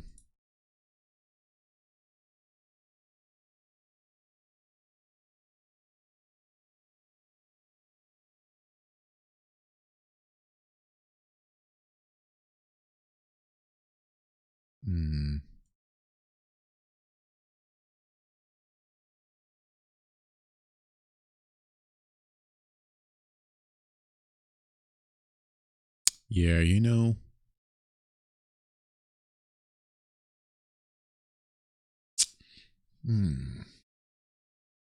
I'm gonna try one thing.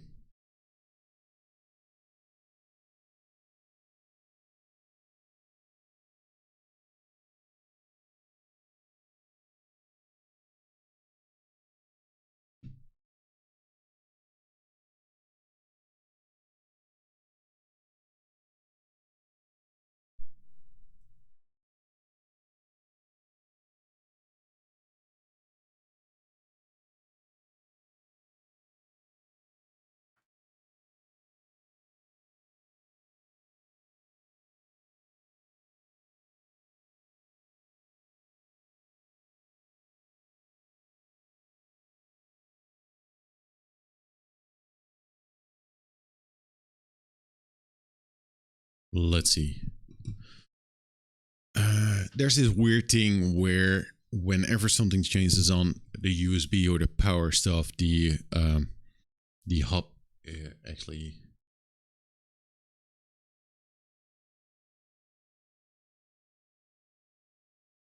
I should not do this.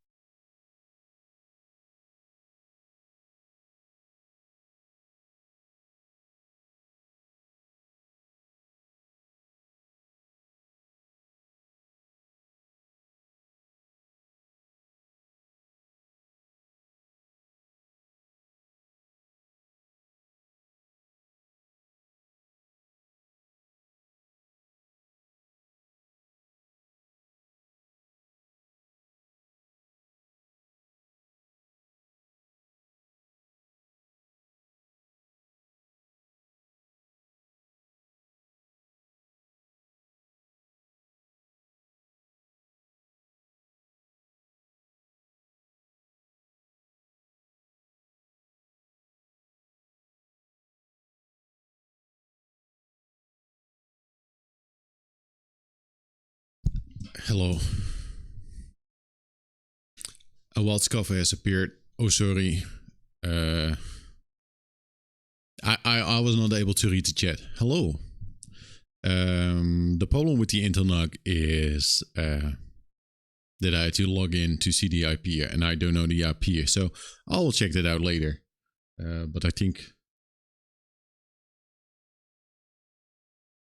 I will check that out later because it's messy. Holy moly! Is the mic still working? Yes, maybe. Hello, Uitcorner. How are you? Oh my god, I'm dreading this. Let's have another sip of coffee. Very nice. Ugh. Oh, no, the webcam actually stopped working. That's fascinating as well. And now all the settings are gone. That's funny. That is funny.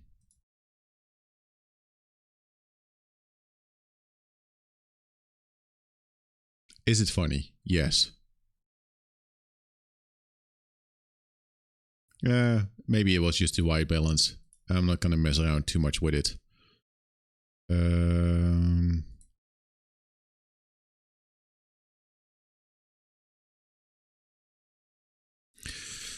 Oh my god. Yeah, you know what? Here's the goal. Goede setup. Yeah, it could be a little bit better. It can always be better, but for now, this is like made with stuff that I still had like laying around. What I need to do for the next time is actually figure out like the stream from the phone, so I can actually have like a close up of like what's going on over here. Like I'm pointing towards that, and then it could be a little bit like closer, but that's also like just how this scenario is laid out. Again, what I said earlier, that this is just on the edge of the manual. Let's just have the stuff kind of like that. And a mic, well, you need to just deal with it. I could have the mic. Well, this is working. I could. Yeah, the mic over here is like, okay. Now I can challenge you to a Magic Gathering 1v1. I know you like those competitive card games a lot. Listen,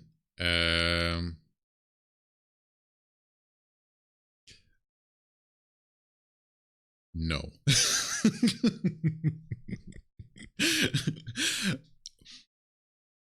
Magic the Gathering, when I was younger, probably, how old was I? Maybe 15, 14, 15.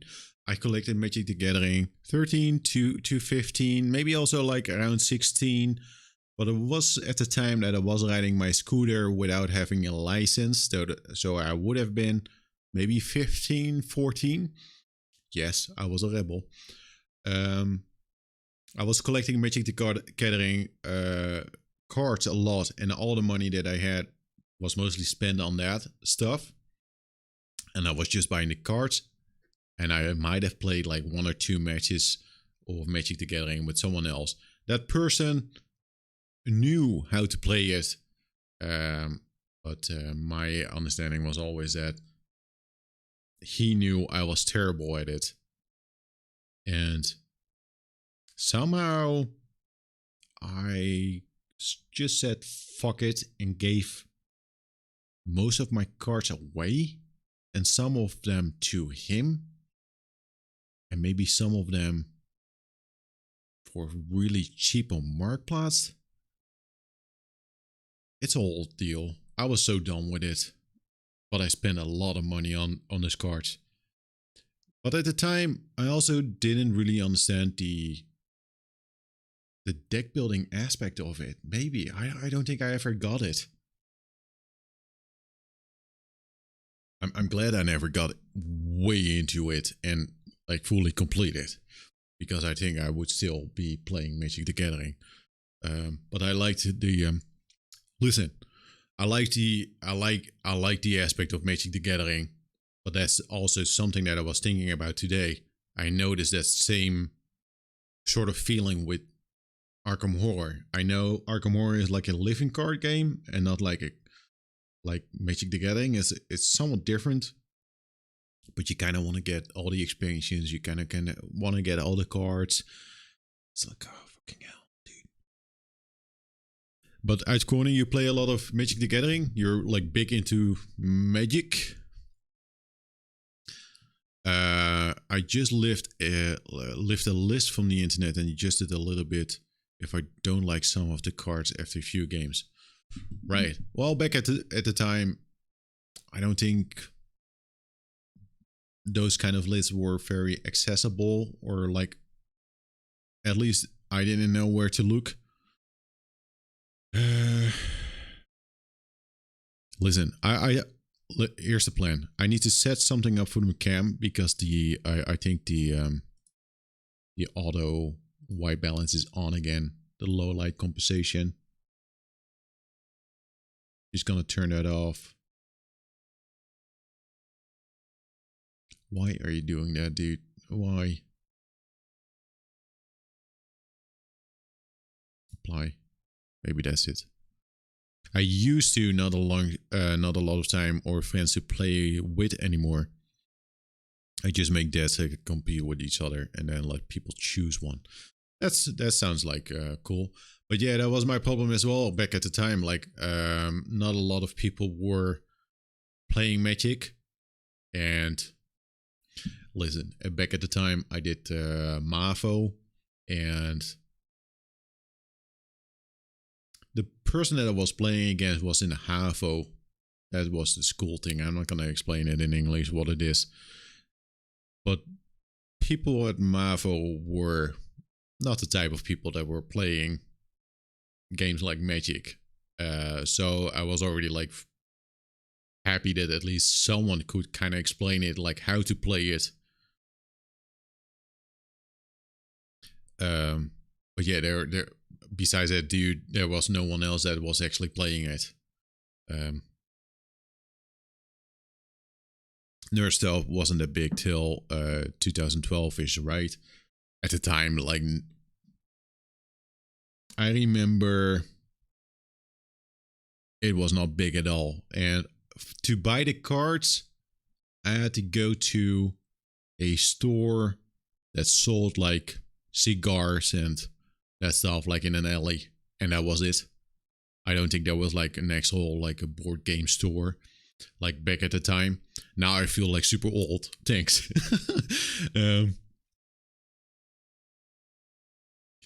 I remember being the only person who likes Star Wars. Now I'm the only who doesn't like it anymore.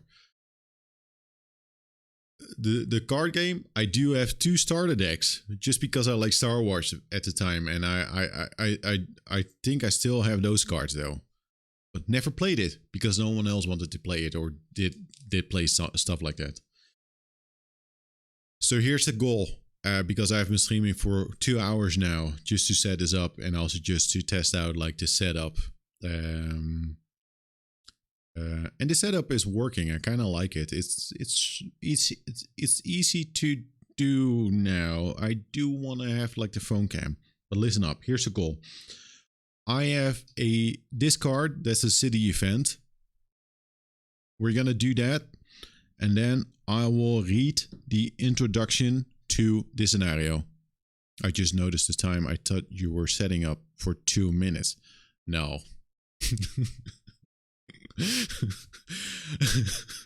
No, I've been setting up for like 2 hours maybe, just because I wanted to test this out and just had to figure out like, okay, how am I actually gonna place this on a desk. And we talked a little bit about board games as well, because listen, board games, it's a new experience for me. That is why it's also taking a lot of time. I don't understand how to play this game. This is the 5th scenario of the tutorial. I played the first 4. It's all new to me. But I really wanted to do it on the stream just so that you could see like me doing it. And otherwise I would play this Yeah, well, on a coffee table.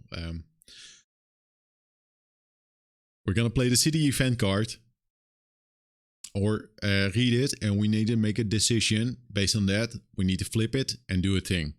Then we need to read the instruction of the scenario. That's the flavor. And then I do have my red guard here and my food warden there.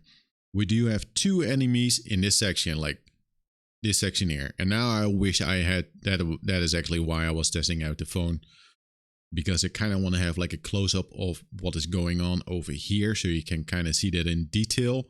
I don't like this, but I am not able to fix that right now. We are at least gonna attempt to defeat these 2 enemies. Why? Because there's a door here, and until we open up this door, we are not gonna deal with these. These are actually inactive, and I should not have placed those here, but don't tell anyone, because at the end here, this section, there's a boss that we need to kill, and that's it. But first, I need to do a little thing.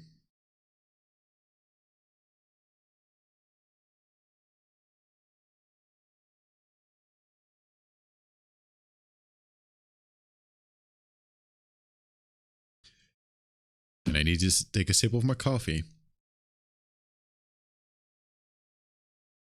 So let's read the city event. Next time I will probably also play some music on the background. I was checking it out, but I don't know. I couldn't find like fantasy royalty free. Who would have guessed? Like dark fantasy royalty free for a stream? I wasn't sure if I was able to use some of that stuff. Let's read this. This is the CD event. Oh, well, here's the card. I'm not gonna... That is never gonna show up on the cam. I will have you know, I have the ear of Councilman Grimer. Wait, there is, isn't it? Or maybe that's just ambient sound. If you can find... Well... There is... But listen... board game. Did I prepare thyself? Instrumental, no copyright. Epic music, no copyright. Folk tradition. It's an hour long.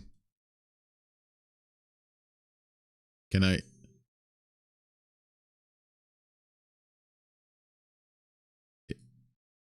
This is actually not playing on the... Wait. Now, okay, this is actually a test stream, right? So let's just do this.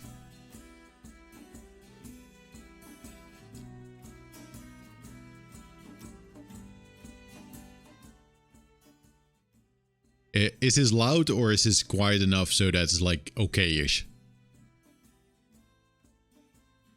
I just wanted to have it on a little bit in the background and not that I have to shout. It's good? Okay. Let's get in the mood. Ooh.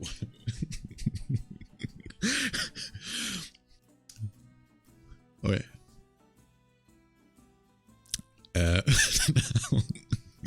You could always try and play some indie dungeon synth and just make sure the name of Bandcamp is visible. Maybe they don't mind. Dark Scaffa. Ooh. I do have a monk robe. Maybe someday I will put that on and play this game. Why do I have that? I don't know.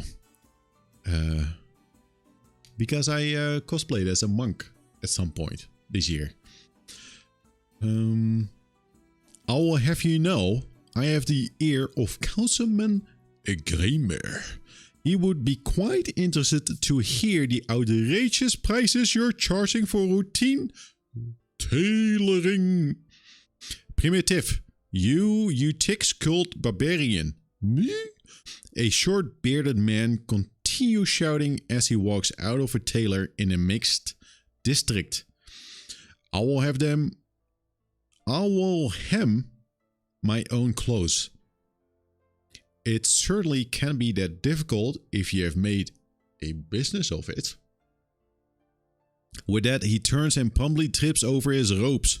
That's me. Dashing the leather-bound books he was carrying all over the cobblestone street. At least one of them looks interesting. Ooh. Maybe a book with some lovely pictures. Option A, helping gather his scattered books. Or option B, grab the most interesting volume in the confusion. So either we're gonna help him to pick up his books, or we're gonna grab the book that kind of looks interesting to us. Uitkomen 10k voor Mangrove on Friday stream. Yes. 10k? I don't know. Maybe. I think I was planning on doing that with Halloween. But then I had the robe on and it was hot as hell. And I decided like, nope. Because you kind of just see this and it's just me actually doing this. And that's it. I don't know. He sounds like a person that complains. So I'm sort of inclined to maybe pick up the book.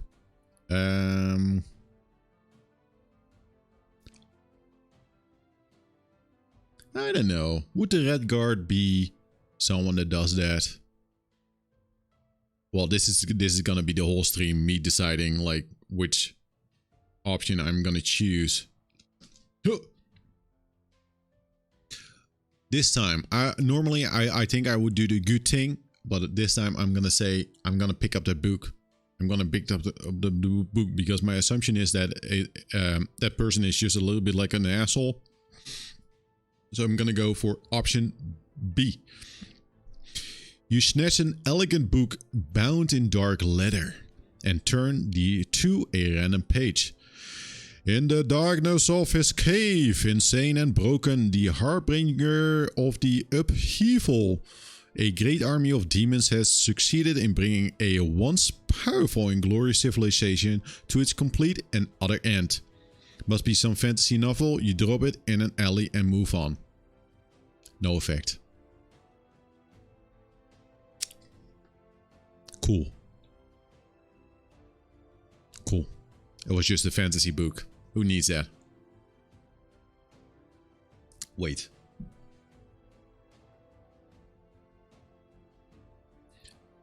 It must be a fantasy novel. You drop it in an alley and move on. But we're located in a fantasy world.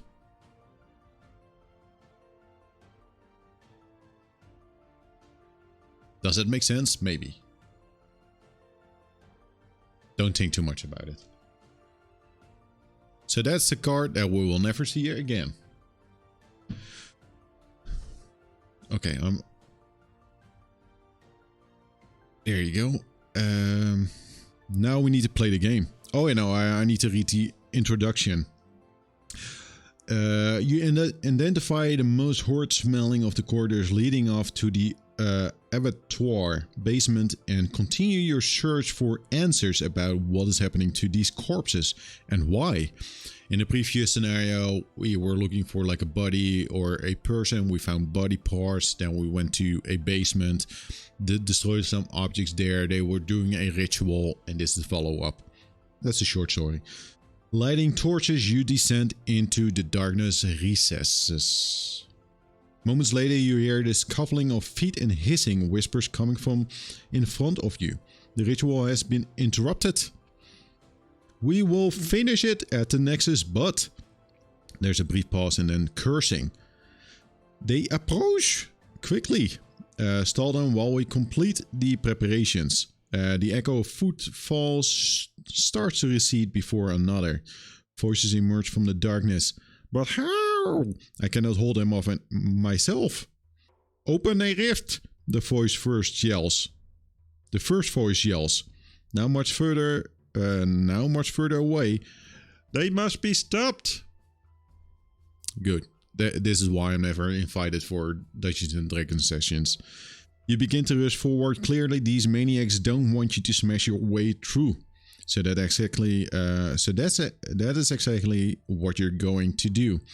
That is, until multiple red lights appear in front of you, finally ripping open the fabric of reality into some other plane.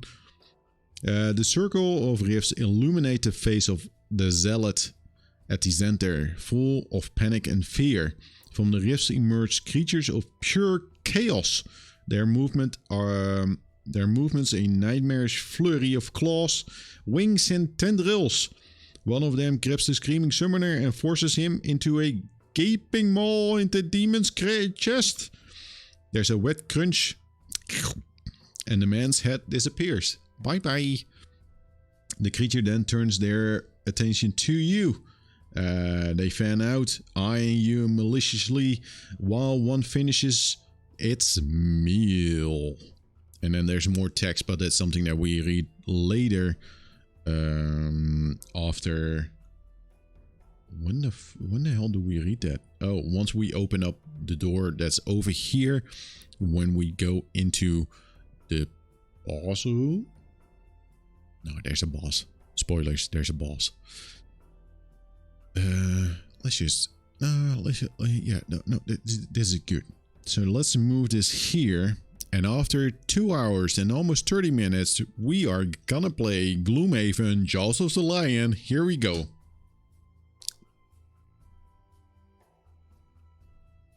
Look, I'm enjoying this, but it's a lot. So now the thing is, well, maybe I need to move the camera a little bit more like this. So now the thing is, like, I got my deck of cards here, like I got the 10, and that's the maximum amount of cards that I can hold with the red guard. And the red guard, like the health is here, my experience here. This is for the Void Warden. That's the other character over there that has like a separate deck. I need to choose 2 cards, and I'm not gonna explain the game, but this is just mostly for me because I'm trying to learn this to play this game. I need to choose 2 cards that I'm gonna play, and from those 2 cards, I'm gonna choose either this one or this one, or this or this. And often at the top is like an attack, and below is like move. Or I choose this one or this one, but I can never choose this and this. So from those 2 cards, I can only choose, from those 4 options, I can only choose 2, up, down, or down and up. The other thing is, like, there's initiative, like this one has 13, 29, 32, 63. So that will determine in the end if I'm first or last. I need to remove the zealot initiative thing here. So these things here determine, like, well, I will deal with that in just a second. So I'm standing here with the the red guard. That's this dude over here. And in 1, 2, 3 hexes, there's a chaos demon. And I need to defeat that chaos demon. And maybe place it there. That's the chaos demon. See, that's why I kind of want to have that phone close-up shot next time. But this is a chaos demon. So what I want to do is maybe move two spots, or maybe move 1, and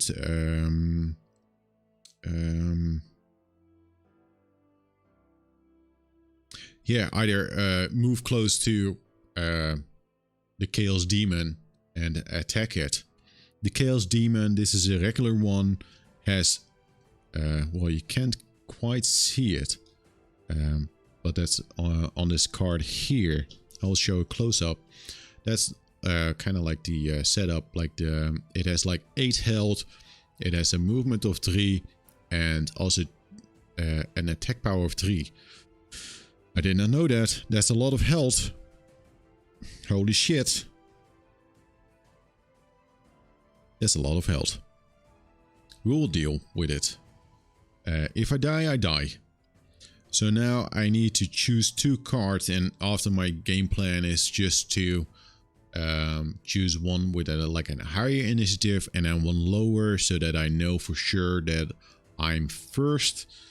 But my goal has been to play or choose 2 cards first for the red guard and then choose 2 for the Void Warden. But I'm sort of thinking that I actually need to change that up. But I need to move 2. And this is gonna be the whole stream, me choosing the 2 cards, because that has been for me the most difficult part, is just to get a sense like, would it be good to use that card right now or not? What I could do is actually Flaming Sickle with this one. I'm not gonna focus on it, I will just read it up. I can, nope, that's already a bad move, because it's all adjacent enemies suffer 1 damage, but I'm not standing close to it, so that's not working out. Or unless I just use the 2 move, because besides this one there's also like another option. Just use the thing that's like there in the corner, that is like 2 attack or 2 move, so I can ignore this and just do a 2 move, or move 3 and gain that.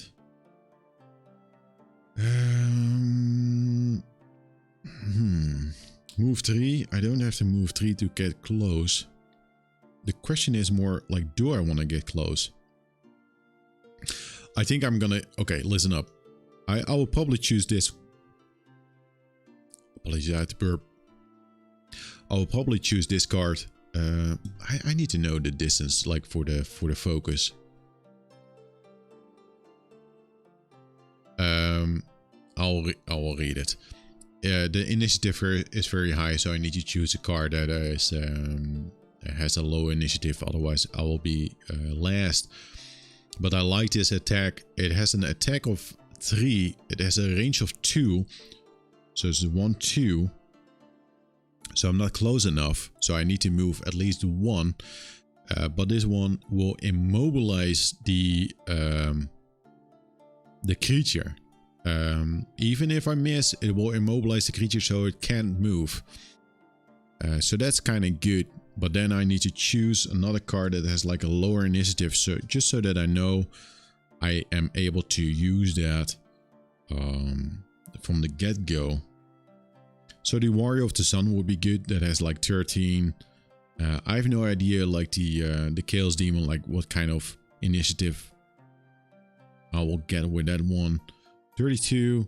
All attacks targeting you gain advantage this round. That would be good, because I am not sure what the Chaos Demon will do. Attack. Twirling Steps.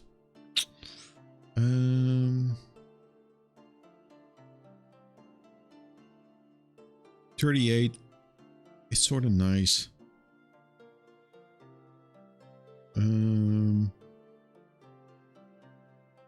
This one, maybe I need to gamble a little bit. This one has an attack as well. But I'm not gonna use... No, that would be a waste. That would be a waste. Shield of the Desert. Maybe I do this. It has 10, but I will just use the 2 move. Because I'm not gonna shield up right now. I will probably use it later. Because that's move and jump. Immobilize. Maybe that's a better one. But that's the attack. You know what? Just for the sake of the stream.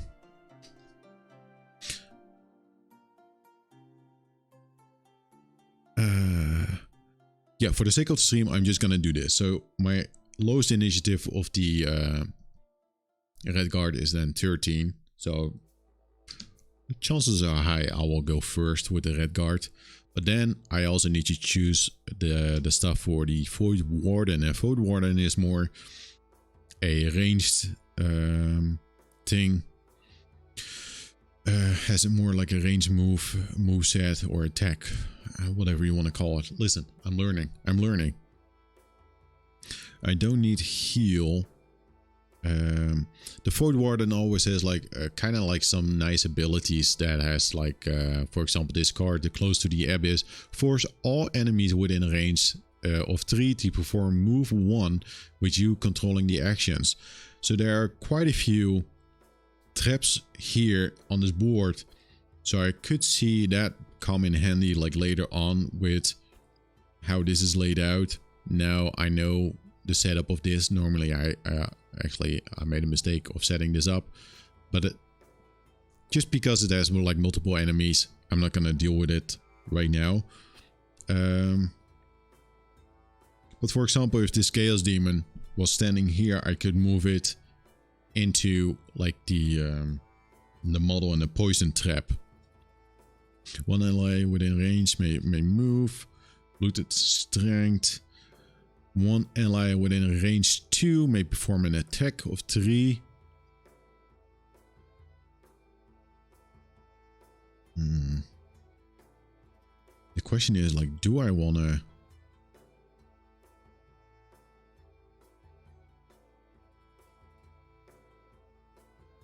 Do I want to move with the Void Warden? I just want to deal damage. So the question is 1, 2, 3, 4. There's no way I have like an something that has the range of like 4, so I would have to move closer, but that would mean me moving here. 1, 2, 3. I could move here. So maybe I need to find like a move 3. I could do this. That has like a move 3. And I could even move more if I have that element available. That's the Cresp of Doom. So I'm just gonna do that. Just for now, maybe ponder that one. One ally, range attack. Let's heal. Poison. Nope. Disarm. Force the target to move 1. But chances high that that character is not gonna move. Attack 2, range 3. And then actually a curse if we have like access to that element. It's the Dark Moony thing. Range 3. 1, 2, 3. You know what? That's... if I move here, 1, 2, 3. No fucking YOLO. I'll just do that.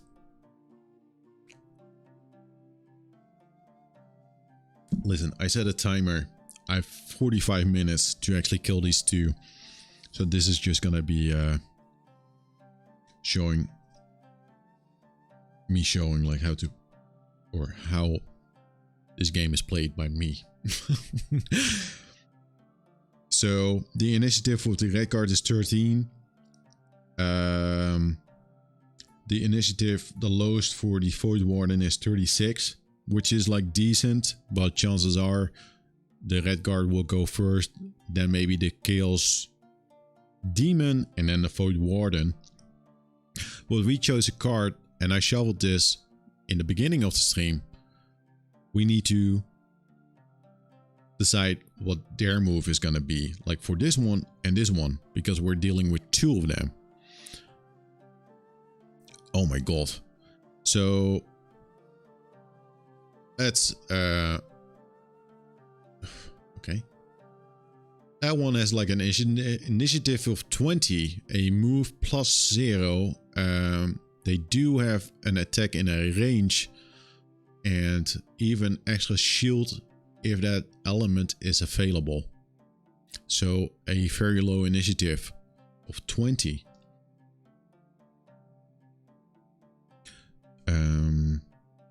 So that means that the red guard goes first, then the Chaos Demon, and then actually the Void Warden.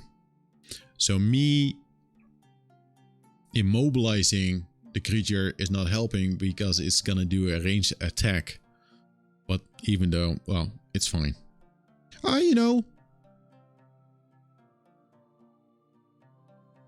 it might work out.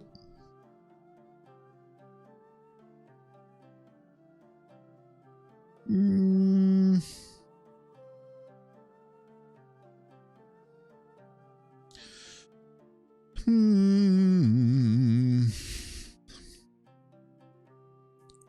It's not working out.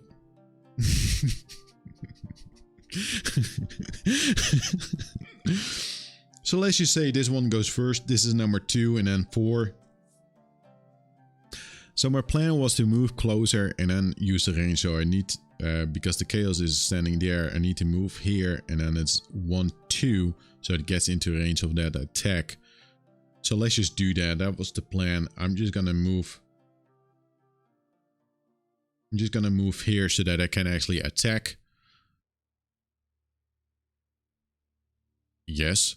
So we're gonna use this one and then stick to the burning sickle. That's the attack range 2 and it has an immobilize, and actually we're gonna move that one over there because that's like an element on this card there.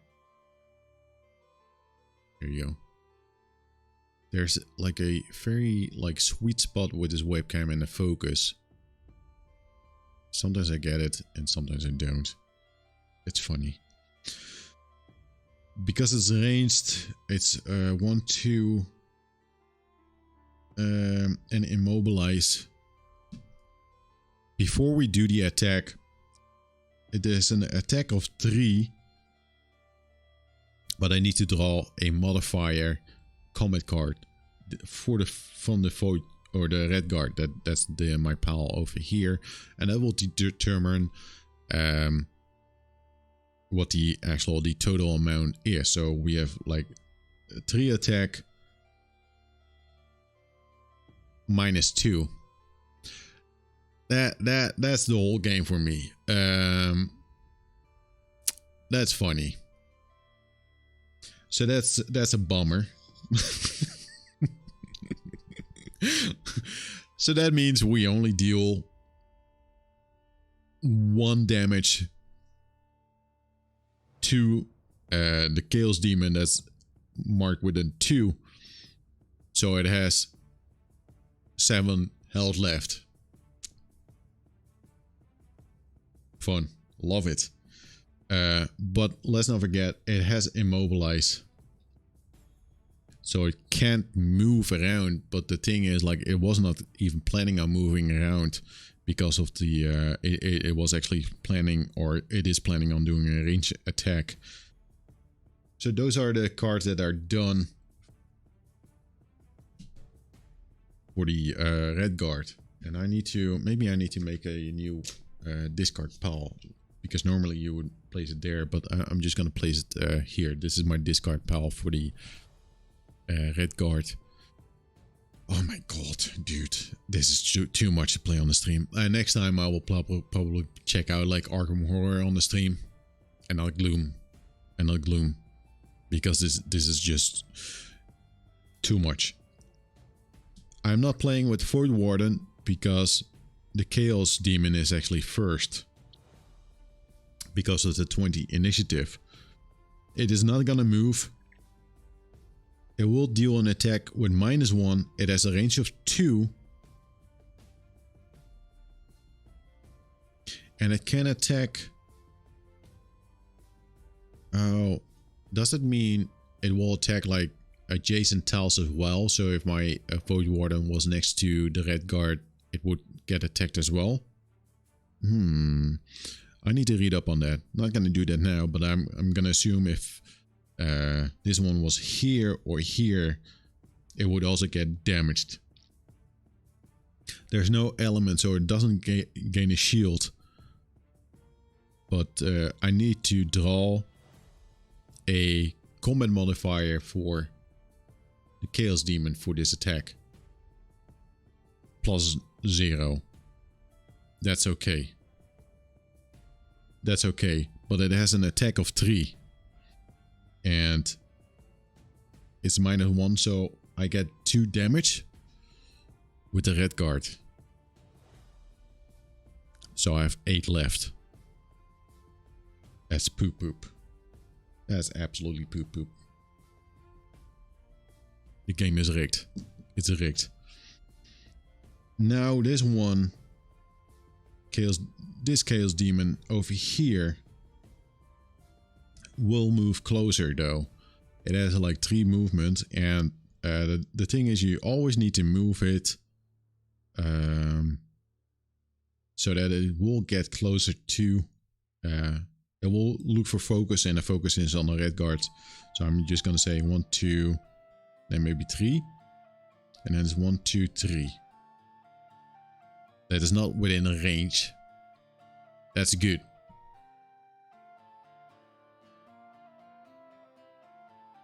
I need to lower the music a little bit on my end. Oh my god, I hope this is sort of fun to watch, but you know, for me it's kind of like a good experience to actually see like if this is doable. So that was the attack for both Chaos Demons that are in this room. Did I miss anything?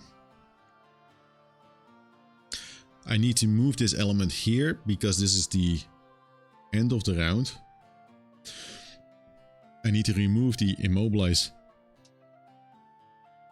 over there. No, this is not the end of the round. You fucking idiot. I need to play with the Void Warden. Listen, I'm trying to learn. So the plan was to actually move closer and then attack with the range 3. But we can always mix it up. 1,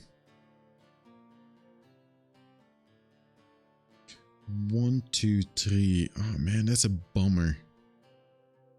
Because this one has kind of like a nice ability on the lower part of the card. I wish the focus was a little bit better with this cam. Is it something that I could do manually? What if I do this?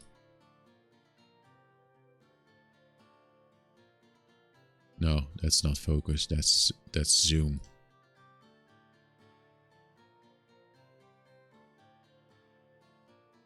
Yeah, that's good. That's good. That's a good focus.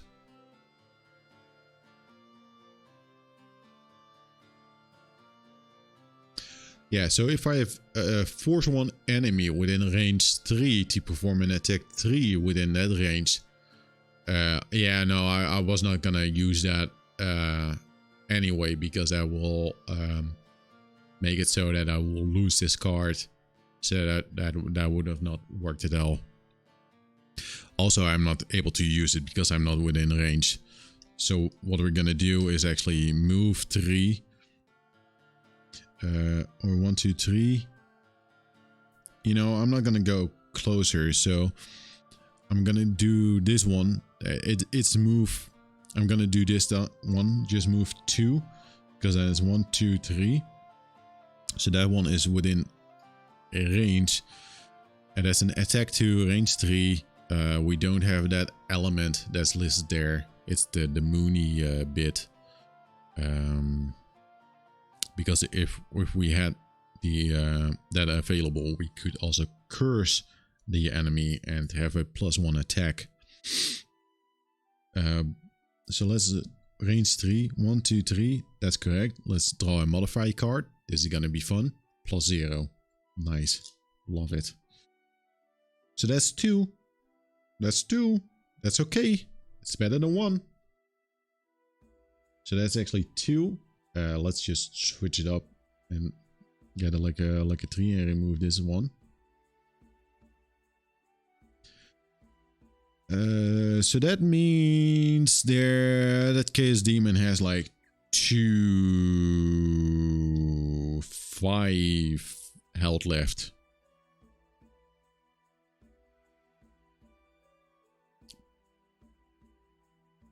And the music stopped. I will probably play. It's not done. Oh my god, this is quite an experience to play a board game on the stream. It's completely different than playing Elden Ring or something. Like, holy shit. It's fun though. It's a good experience, but it's fun. I don't know how people do it. Now it's actually the end of the round. So that element that goes from strong to waning, still something that we could use. Remove the immobilize. And now we do the whole thing again.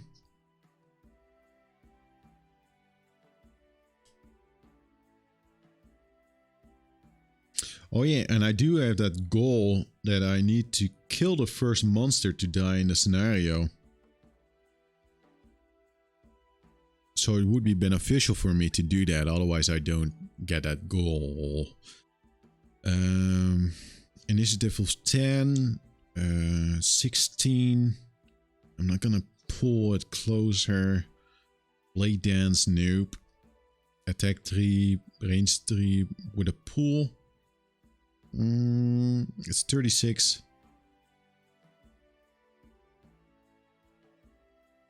One, two. It is within range, but I will pull it closer though. That would have been cool when the enemy actually attacks in range, but I don't know if the Chaos Demon only attacks in range or also has like attacks like close by, like up close. If they have like a range ability and they are standing next to me, they could move away, but if maybe they are not able to move away, like because they are immobilized, I get an advantage, or they will get a disadvantage. I draw 2 modifier cards and pick the worst one. Attack 2, target all adjacent enemies. That could be good, because that's just dealing a ton of damage. Also, this is a gamble. Listen, this is a gamble. Let's see if we can focus on this. Let's how would I do that?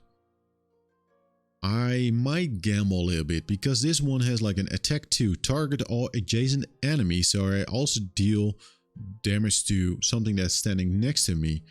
And I could use an element to have like a +1 attack, so the attack becomes 3, and we do have that element over there. So that would be risky. That would be risky, but you know.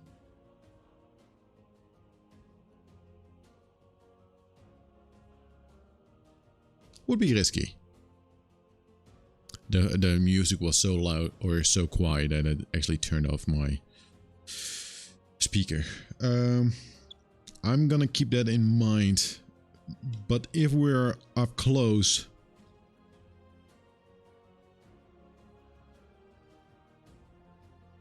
that's risky, dude. That's risky.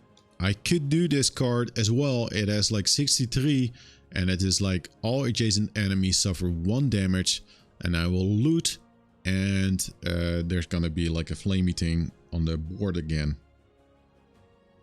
Could be an option, but the Chaos Demon, that initiative of 20, I need to be lucky that it's actually higher than 38. Otherwise, it will deal damage first. I could also shield up. Now if I do this, I will lose the card. I don't want to lose cards. Move and jump. No. A shield. Swift strength could be good.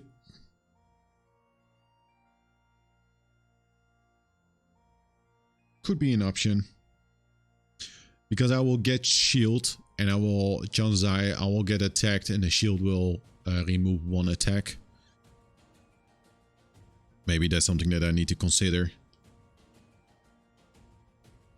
Let's see. So I'm not just gonna move, but I will have to shield, but I have the lower initiative.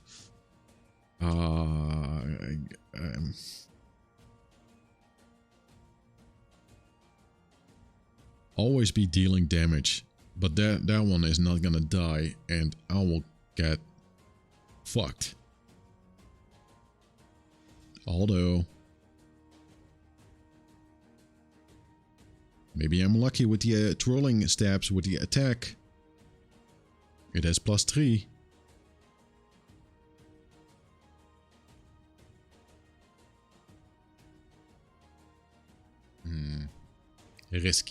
Risky business. I think I need to go for the shield and maybe try to I feel like I need to go for the shield. And then maybe have the Void Warden do the enemy that's like the range attack enemy thingy. No, it wasn't this card, it was this one. 16.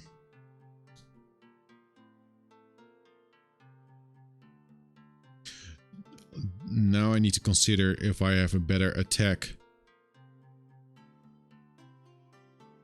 I'm not gonna do, am I gonna do that? No, that's a range attack.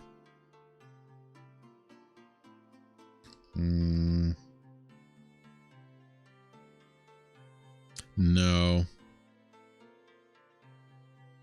Fucking YOLO. Sometimes I'm also like, just go with it. Don't think too much about it because I can't spend so much time thinking about if something is like actually like a good move to do. Let's just...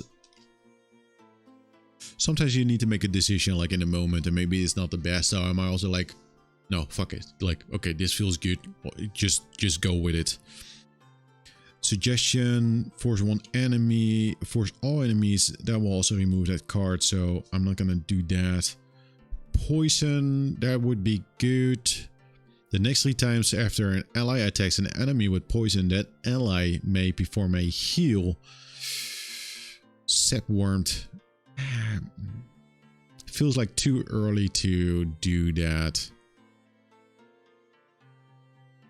And that would mean like I have to go first. That's something maybe that you do at the beginning of the fight, but we're already like fighting. One adjacent enemy may perform an attack 3, but get like 2 damage. Force all enemies within range to perform a move 1.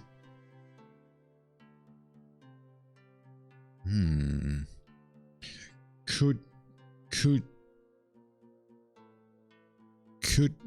be an option maybe. Could be an option maybe. But maybe that would only work out if our initiative with the Void Warden is higher than the thingy. One ally within range of 2. 1, 2, 3. So we have to move. May perform attack 3. And we get like the Mooney and experience. Wicked Scratch. That might actually be a viable option to do.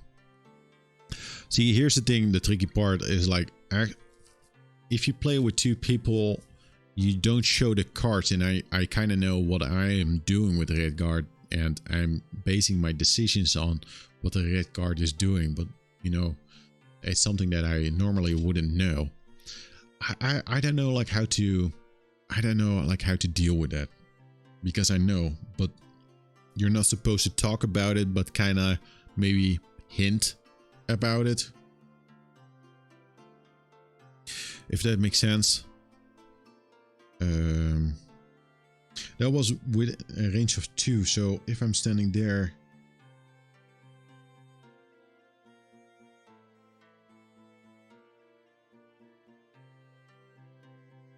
what the hell was I planning on doing with the...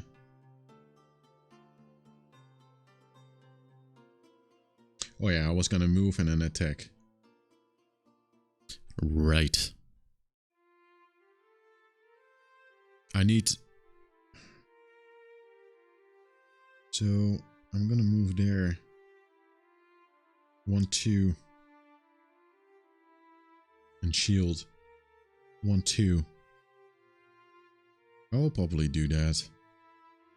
But I need something with a low initiative. I could do suggestion just to get like the 33 or the 23.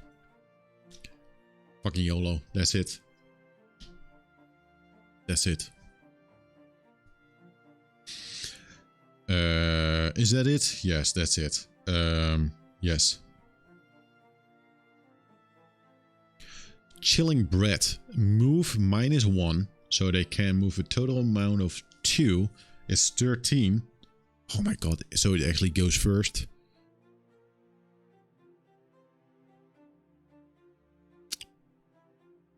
It actually goes first. That's funny. Attack +0. That's good. But it is able to attack like 2 things adjacent to it. Anytime a figure attacks the Chaos Demon this round, that figure suffers 2 damage. But that's only if there's like the frost thingy on the board. Like I don't know with this webcam, like the focus.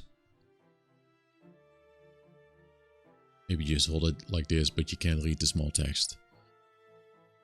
Fucking hell, dude. This game is quite tough. So the Chaos Demon goes first. And then the Red Guard and then the Void Warden. See, this is my problem, that maybe I need to gamble a little bit more with the initiative. Like, I do have enough health, sorta, but there are 2, so they could kill the Red Guard like in one go. But although there's just one space where they can move to actually attack this one, so maybe that is gonna work in my benefit. So I only have to deal with 1, but I will. Let's just play this out. But I feel like I need to gamble a little bit more because I was so focused on getting like the lower amount of initiative on these cards. But maybe sometimes I need to choose, like, maybe just pick these 2 because they deal more damage, but I will go like later and my health is still good. Maybe that's a tip that I'm gonna give myself. I need to test it out because I always have like a lower one and then a higher one, or something that's like kind of like in the middle, like a lower one and like in the middle. So the move -1, that means it can move 2, but it can't move. It's not gonna jump on the poison, so it's gonna stand there. Fucking hell, dude.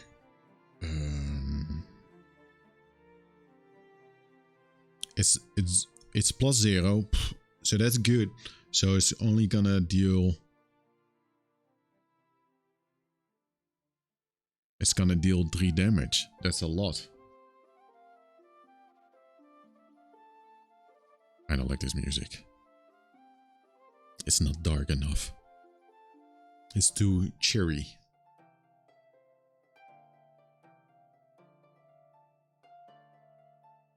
So that's that one. So with the Red Guard, I only have like 5 health left. And the Void Warden has like 6 health. That's just the maximum amount of health with the Void Warden. So we have dealt with that one. I don't think dealing... No, I don't think you can deal damage to the traps.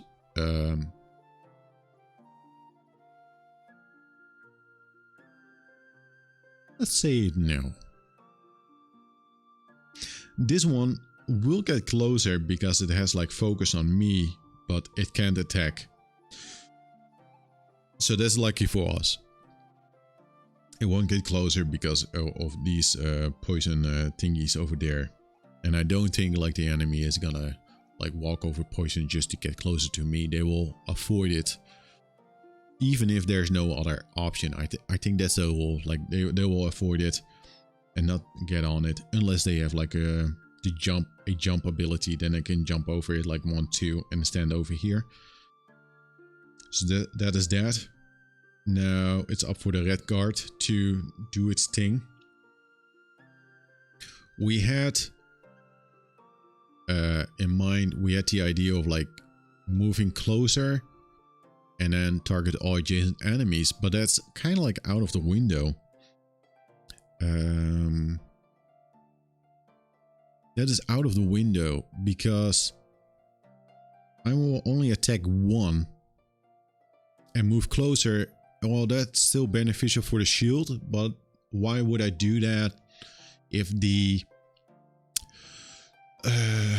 if I'm already attacked? So I'm sort of inclined to actually choose this one and this one. This is working out to some extent. This is an attack with range 2, with a target of 2 and pull.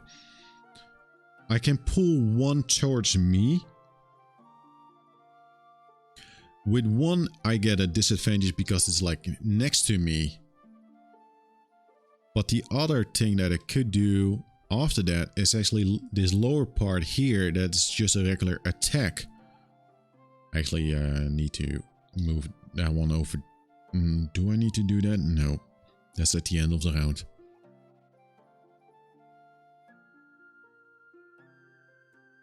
Yes. If I pull this one, it gets closer to me. It will get poison and muddle, which is good.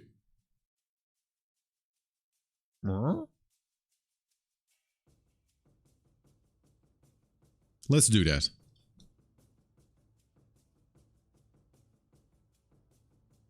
What was the model again? Disadvantage on all attacks remove at the end of next turn. Well, they already attacked, so that's not going to work out. But if they get poison, I get a +1 attack. All attackers gain +1 attack, prevents healing, remove when healed. So I feel like I need to do... See, this is why this takes so long for me. I'm learning, just trying to get like the basics down. If I pull it in a poison, that one, that Chaos Demon will get a +1 attack. So it would be good to...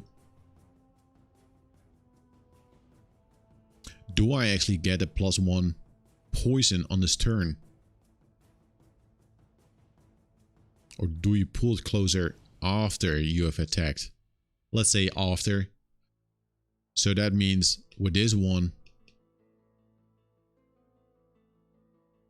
I actually get a higher attack, a +3, if I attack that one that has poison. Sadly, I don't have the flamey thing, because otherwise I would have wounded it as well and get like experience. Yes. I'm just checking the previous cards if I have not fucked up something. Nope. Nope, it's all good.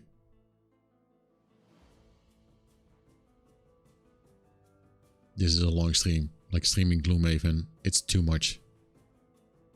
It's fun though, but I could see that this is maybe a little bit like boring to watch. I need a close-up cam that might improve it, but let's do the attack. So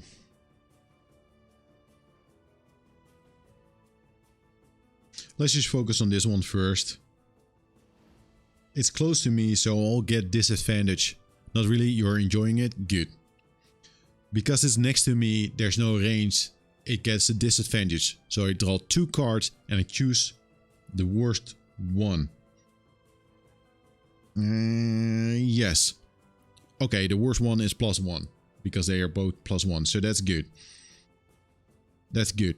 If I drew like a -2 and a +1, I would have to pick the -2. But finally I'm lucky. That means I will get an attack of 3 towards that one. So that's 6. So that one has 6 health. The chaos... no, 6 damage. 6 damage, dude. 6 damage. So that's done. But it has a target of 2. That's like the cool part of like this changing up. It has a target of 2, so it can attack the other one, which is not next to me. So I can just draw 1, and this is gonna be a terrible card. Oh, +1. That's good. So that's a 3 attack, and I pull it, which is also very nice. And that's number 4. So I place like a damage token on this one. So that's good. I will pull it towards the trap here. It's scary though, because there are 2 of them close to me. This one will get poison. And the model.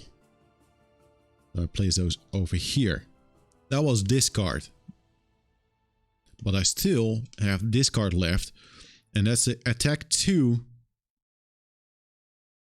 And if I had an element like waning or strong with the flame thing, I would also wound it and get experience. Sadly, I don't have that.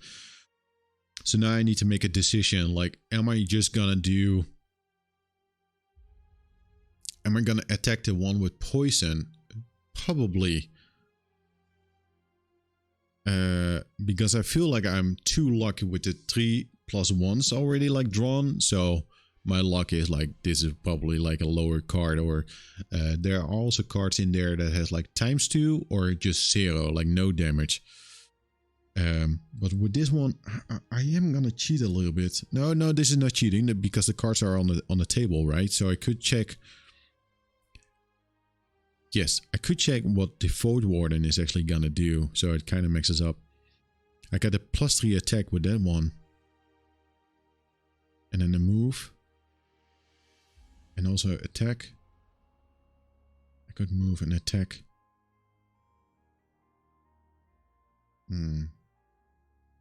I think with the Void Warden, I'm only able to do one thing, and that's the this one up here. Like one ally within range 2 may perform an attack 3. So I'm gonna use that attack to actually hopefully kill off this one. But I'm gonna do my best to damage this one as much as possible. Or I will also use this one to actually kill that one. But I feel like I need to remove one of them, because in the next round, the red guard is gonna probably die if the initiative is low as this again. But I'm gonna attack the poison one, because the poison, again, all attackers gain +1 attack, prevents healing, remove when healed. They're not gonna heal themselves. Maybe they have like an ability to heal them, but so far they are not gonna heal them, especially now. So +1. That means it's a 3. And I need to draw like a modified card. Please. Oh, I'm so unlucky with the modified cards. It's terrible. 0. So that's good. Woo. That means I'm dealing 3 damage to Poison Boy. So they have like an equal amount of like damage so far. They have health of 8. Oh, I forgot something. Does that really impact what I'm doing? Yes.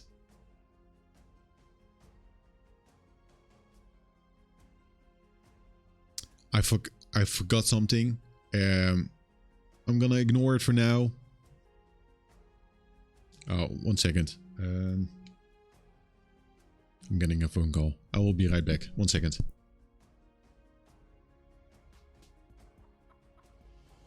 That's it. Yeah. Fish. Fish is scary.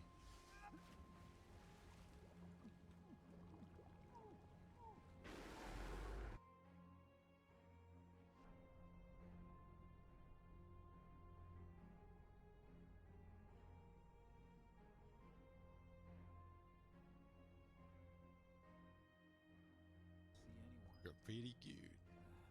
And Hey man, the plaza's that way. Warehouses are for... yeah. God. Oh no. Leave me alone.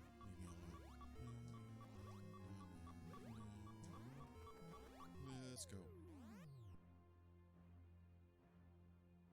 At least I got some rockets. Which is nice. Thanks, Nightbot. Okay, I need to focus and chill.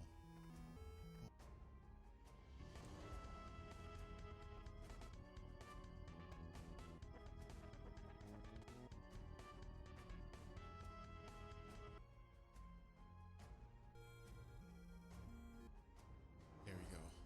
Oh my god, where's my save file? What? Hello. I'm back.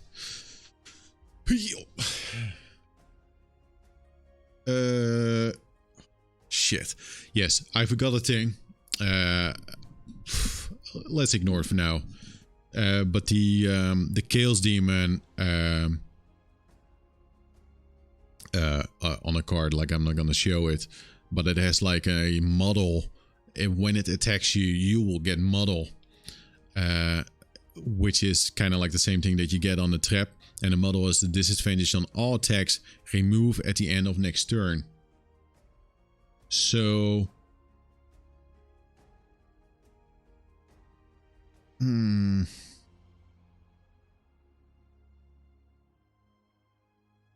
I could roll it back to fix that mistake, but that means I would have needed to draw like 2 cards for the attack and choose the worst one. It's a little bit like too much maybe to deal with, because the first one would be +1 and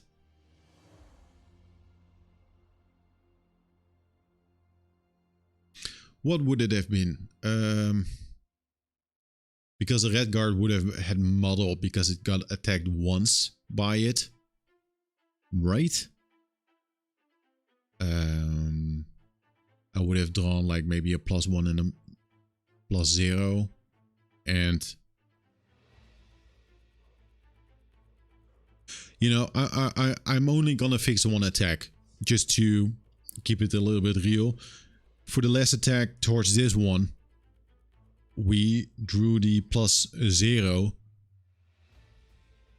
and then a ×2. There you go. I know I feel good about it, so that's all good, because at that point we would have had to choose like the +0 for that one, so the damage remains the same. Otherwise we would have at some point dealt ×2. That fixes it. To me, that fixes it. My mistake. So once you get attacked by the Chaos Demon, you get model. That's fucked up. And also fucked up that I'm losing like the ×2. The ×2. Because there's only one in the deck. And you can see there there's an icon on it. That means I need to shuffle the deck again.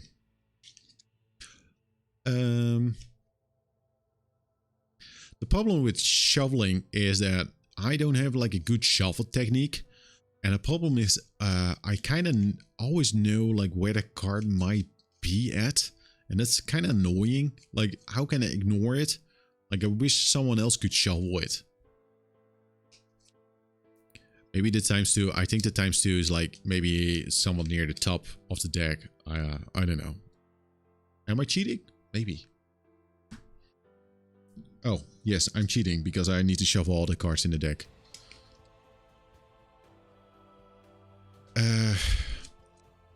So the model, we do have the model on the next turn though. Remove at the end of next turn.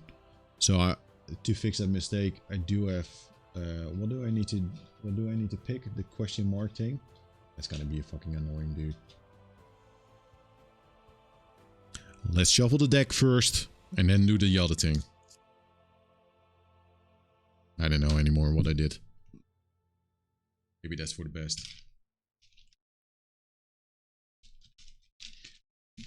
Well, fucking hell, dude. Okay. A question mark on the red guard. So next turn, we have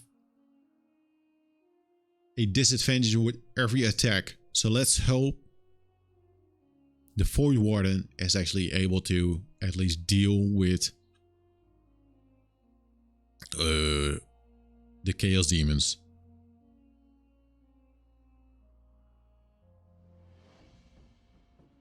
Yes. So those 2 cards go into, like I have a small pile over here. These are the cards that we have used. We can't use those moves anymore. And once our hand is empty, we need to rest, like a short rest or a long rest. But that's not something that's gonna happen for now. Holy shit, dude. let's finish up. I'm just gonna what I said. I'm just gonna finish up this part here because I need to do. Actually do something else. Whew.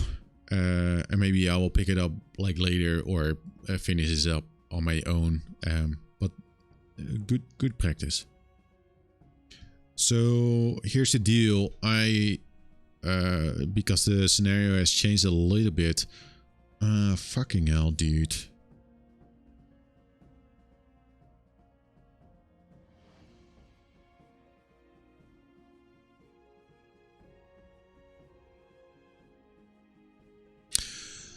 This is a tough one. I don't think... See, I could do this. That suggestion. I will show it, but also read it. It's force one enemy within range 4 to perform a move 3 with you controlling the action, and attack 3. Targeting an enemy of your choice adjacent to them. I would get like 2 experience, but there's also the other thing that's like stun the attacking enemy. But if I do this move, I lose this card, and I don't want to lose this one right now. Why? Because the move, I could say like, okay, I'm just gonna move this one into this poison thing over here, but then it's not adjacent to the other enemy, so I would...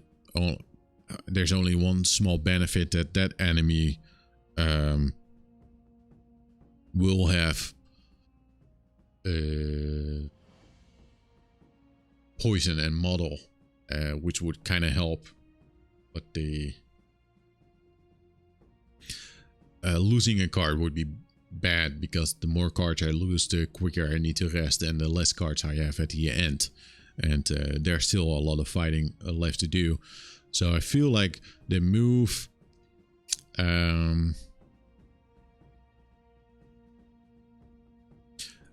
I could use the move, but maybe I'm just gonna say like, okay, I'm not gonna use this card, like that is it. I will lose.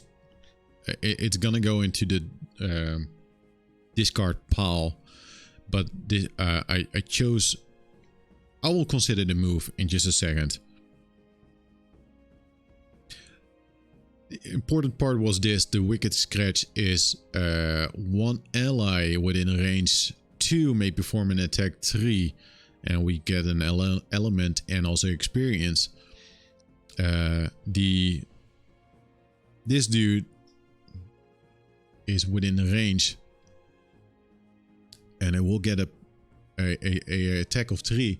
The problem is we get the model, so we need to draw 2 cards and choose the worst one. So the worst one, hopefully it's -1, so we get like an attack of 2, and that will enable us to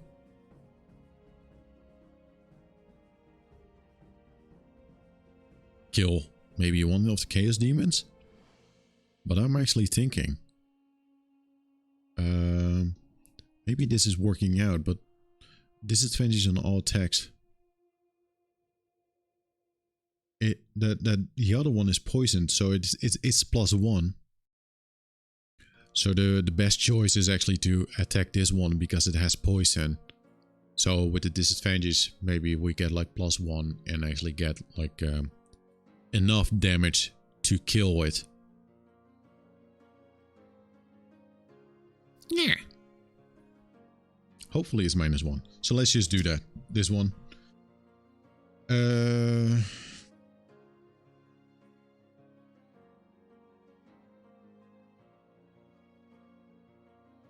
I have a disadvantage, so 2 cards, choose the worst one. Well, that's +0. So that's good. I need to move this one over here. I'm not going to use that one anymore. And I do get like an experience for doing that move. So I need to rotate this one. This is like the total amount of experience that you get.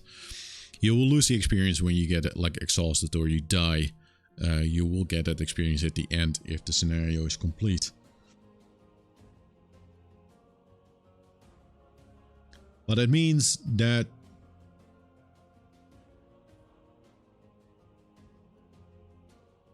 should have chosen the other one, but that's what it is. That means we have dealt with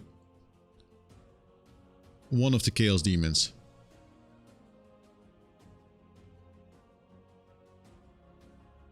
It's a Chaos Demon. It's dead. Bye-bye. Let's just move it over here. So now we only have like one left. One Chaos Demon. And that one has like 2 health. But I still need to determine if I'm gonna use this card.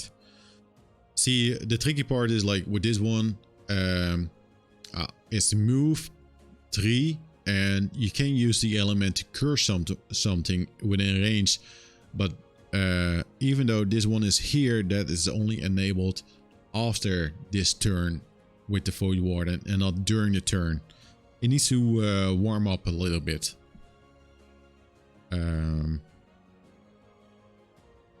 Am I gonna move? It's probably not wise to move. So I'm not gonna do it. I'm not gonna move. Like, why would I move? Because the red guard actually needs to take the damage. Although the red guard is almost dead. But I'm kind of like in between the poisons, like here, and the enemy is not gonna move there. So I could move here, but that would open me up with that one. 1, 2, 3. No, why would I do that? You're an idiot. Let's see if we can actually deal with the Chaos Demon. For that, for this round, I still have model. At the end of this turn, I will lose the model, so I do have a disadvantage on my attack. Sadly. 3 immobilize, shocking advantage. That would be kind of good.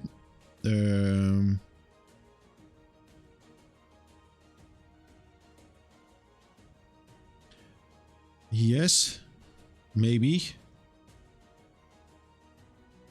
I could also heal up, but I think I need to focus more on dealing damage and just to kill that dude. All adjacent enemies suffer 1 damage. If in case I... Oh yeah, also I need to place like a coin. That is like 2 gold. If an enemy gets killed, it drops like one of those, and those translate to 2 gold. So I need to loot it. I might go for Flaming Sickle. I just need to kill it, and with this one, it's 3 attack. With you know, worst case is like I deal 0 damage, but then at least this one deals 1 damage because all adjacent enemies suffer 1 damage, and I will loot it. Maybe I don't. Maybe I will kill it with this one. Then still I have to loot, and I will get like 2 coins.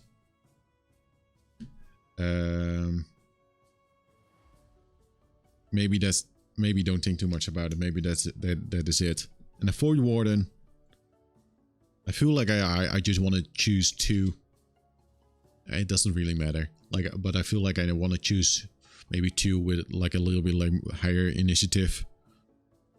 Force all enemies within range to perform attack. Nope, I'm not gonna do that. Poison. Nope. Move 2, heal. Target self and allies within range. No, that means I have to remove the card. I could do this to heal. This one is like a heal within range, so I could heal up the red guard because we have 5 health with that dude. Poison. The black boon is kind of interesting because it's heal 5 within range, but you will get poison on that dude. With the 2 cards that I have here, it's heal 2 and heal 5. So I could heal the red guard just completely and then do this to remove the poison. Mhm. Mhm. Mhm. Mhm. Mhm. Mhm.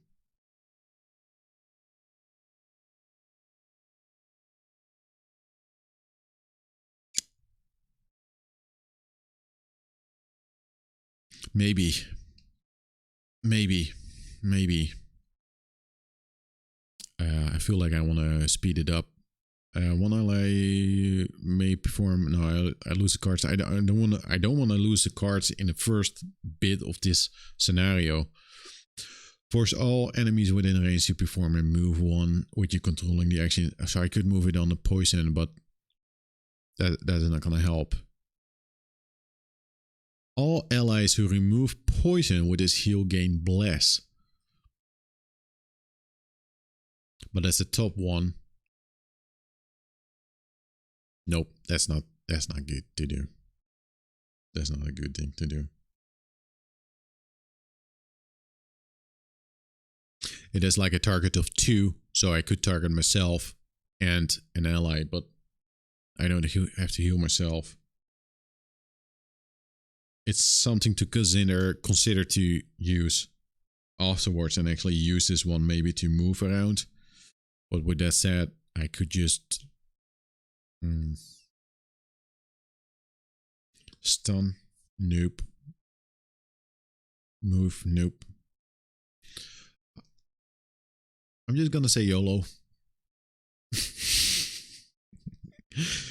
I hope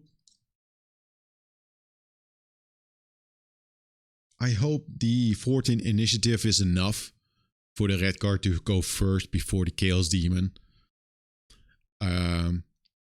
The problem is the Void Warden, the lowest initiative is like 26. See, this is my problem now with using like the lower initiative before. Like I only have like 26 and that card is like force the enemies to attack and I will lose a card, or it's just a move card. Yeah, like you know.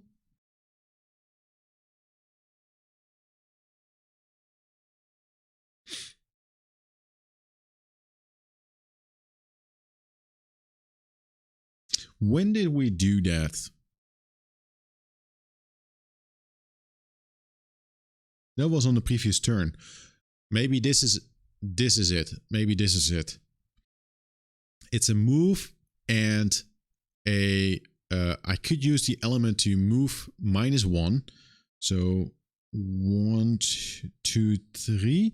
Is jumping over an enemy, is that +2 or just 1? We need to check the manual for that. But it has a +2 attack.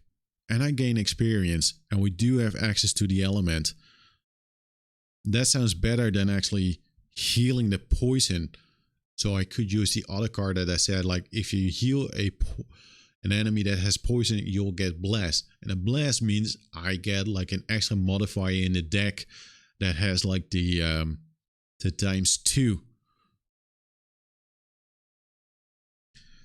So now I have an initiative of 26. So if the red guard is not able to kill the Chaos Demon, I could do that. But I need to check something. Let's get this book out. How am I gonna find that? Push and pull. I need to know. Jump, move, page 15. Move. When an enemy, they have X points, spending 1 point for each move from a hex to an adjacent hex. A figure does not have to spend all the movement points when performing a move ability. A figure can move through allies but not enemies, obstacles.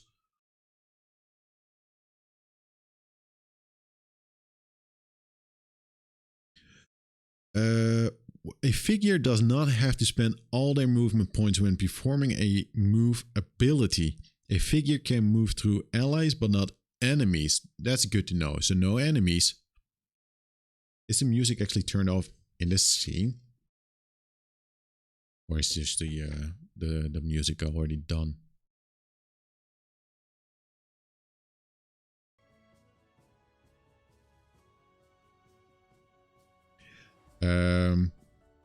If any figure moves into an hex containing a trap, the track is spun and the figure suffers its effect. Each movement into a difficulty terrain.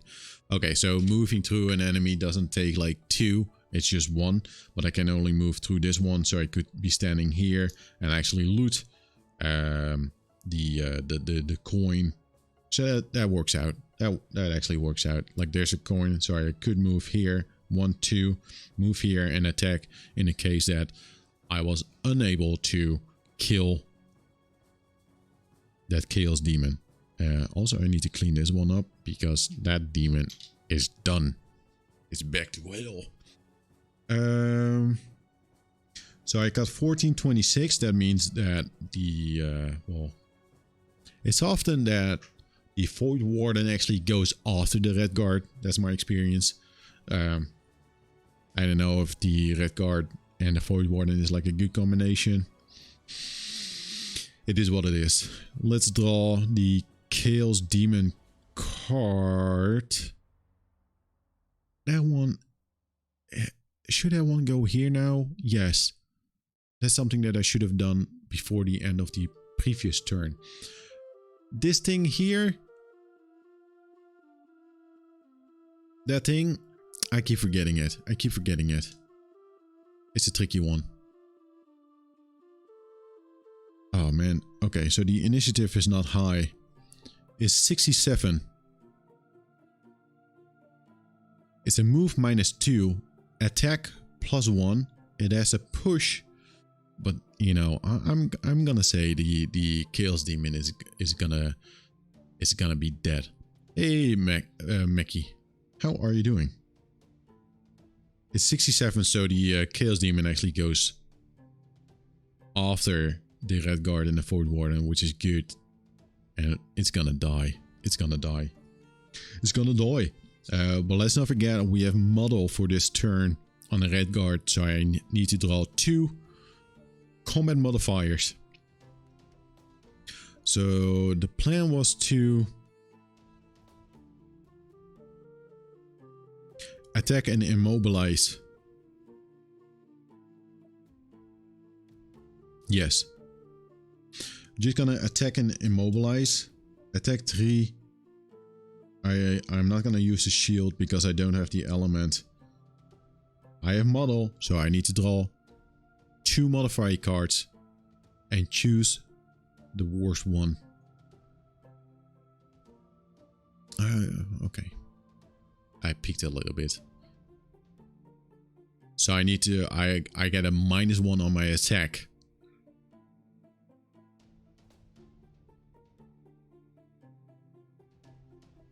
So that means a attack of 2.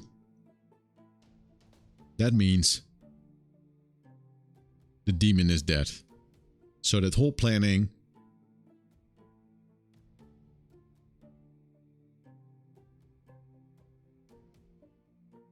out of the window. It's dead. We did it.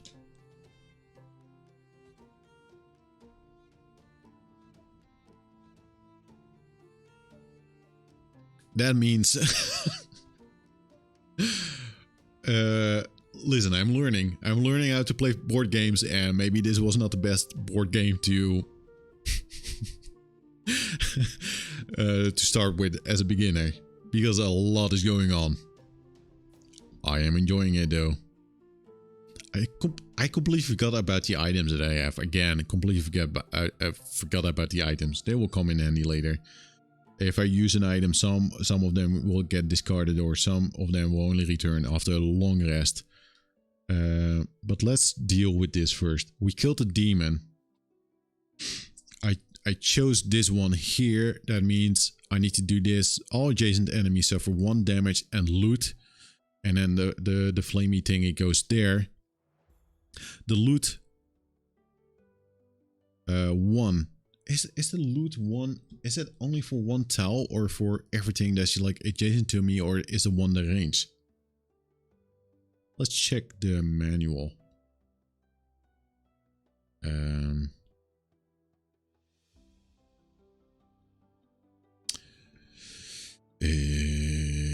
Loot ability. When a figure performs a loot X ability, they pick up all the money tokens and treasure tiles in the hex they occupy and all hexes within the range of X. Right. So in this case, the red card will get 2 of them. And I will place them here. That's something that if we get exhausted or we finish the scenario, you get at least the red card will get 4 gold, which is nice.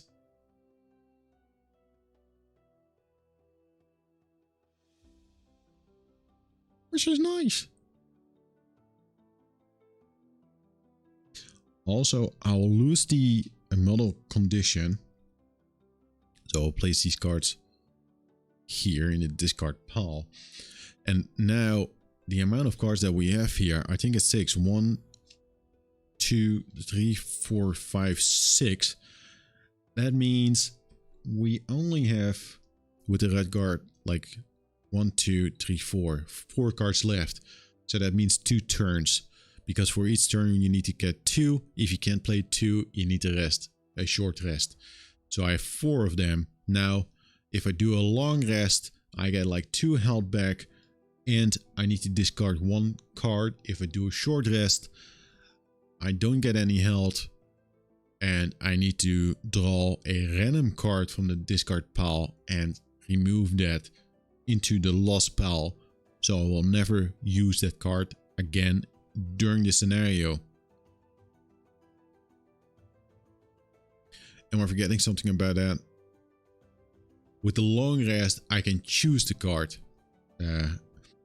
If I'm not happy with the random card with the short rest, I can pull a mulligan and damage myself for 1 and choose another random card. But we're not done yet. I keep forgetting about the Void Warden. What is important is probably I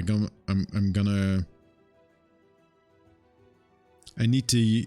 This is a gamble, but I need to. I'm gonna heal the red guard for 5, but I will get poison. But the timing is pretty good. The timing is pretty good.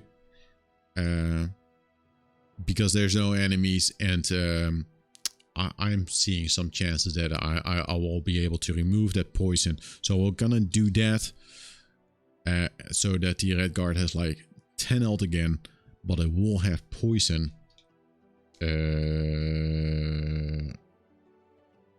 That's the skull. It will get poison. That does not mean I get damage every turn, but it's just simply that all the attackers get +1 and that I can get healed until I remove the healing with a heal.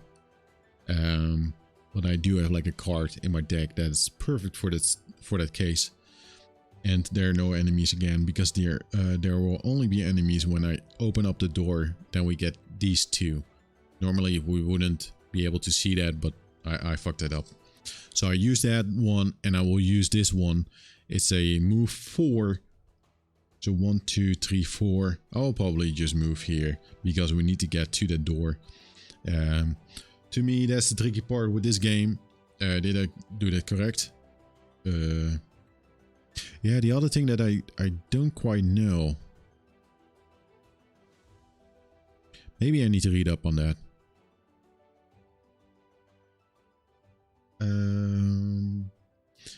Yeah, 1 second. I wanna check something, because that one was actually here with waning, but because we did that one moved to strong again. But this one,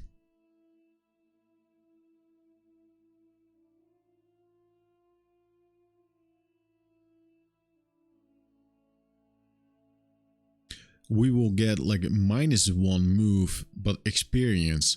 So I could also have done this. And then actually this, because it's still within range.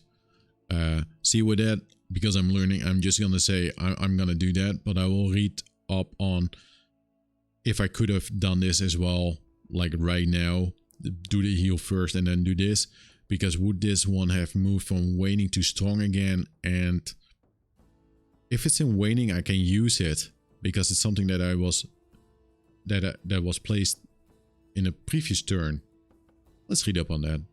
Like, do you move that to strong again? Am I able to quickly check that out? First of all, I'm just gonna add 1 experience. Either way, that like if I did that first or last, it doesn't matter, because I feel like the element, if it's a strong and it was already like in waning, you can still use it. It would be kind of nuts if you're not even able to use it if it's like amped up again. I don't think I'm gonna find it in here. Maybe it's on the element. Energy, empty, elements. Elements covered by the elemental board provide a combo system to enhance specific abilities. If any of these 6 elements icons is visible by itself in an action's text, it means that by performing any part of that action, the figure must infuse that element by moving its token to the strong column of the board. That's the one all the way to the right. This always happens at the end of the turn in which the action was used. At the end of every round, all elements infusions will wane, moving 1 column to the left on the board, from strong to waning and from waning to inert. Elemental infusions can be used to augment certain abilities, which is represented by an element icon covered with an X. This is followed by a colon and a description of how the ability is augmented if the element is consumed. If the corresponding element's token is in the strong or waning column of the element, that element may be consumed to augment the ability by moving it to the inert column of the board. It is not possible to infuse an element and then use it on the same turn, since the element isn't infused until the end of the turn. And that's kind of like where I trip up, because it was already like in waning, but it went to strong. It's strong, but it was already like infused. Let's say it was already infused. In the case of monsters, they will always consume elements if they can, and each activated monster of that set will gain the benefit. I will check that out after the stream, but I'm gonna say, because it was already like in waning, it was already infused, but I amped it up again, like give it a little notch. Like it was already here, it didn't go from inert to here, but it was already here and then it went back to there. Let's just say that is it.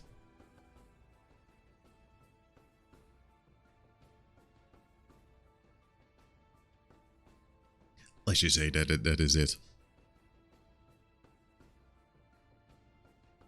Yeah.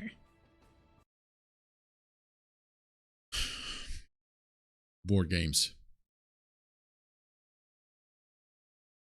This was a long stream.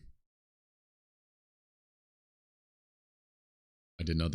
I anticipated a long stream, but not a stream this long. It's been a while since a stream like that. You know what?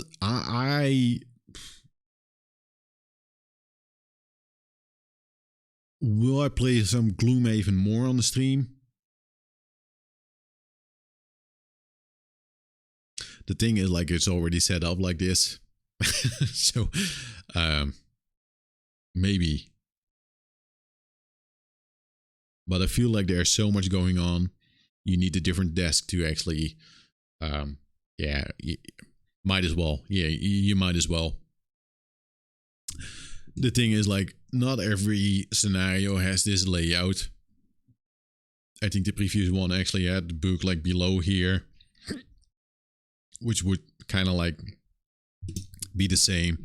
I don't know if there's like a scenario where you place the supplemental thing that's like this book here. If you place that either here or there, which wouldn't matter that much, because then you would just place everything over, you know, at the top or the bottom.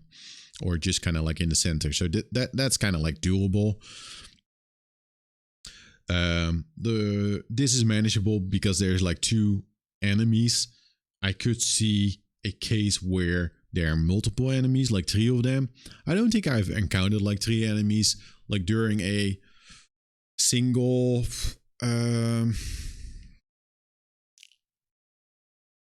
that is me. During a single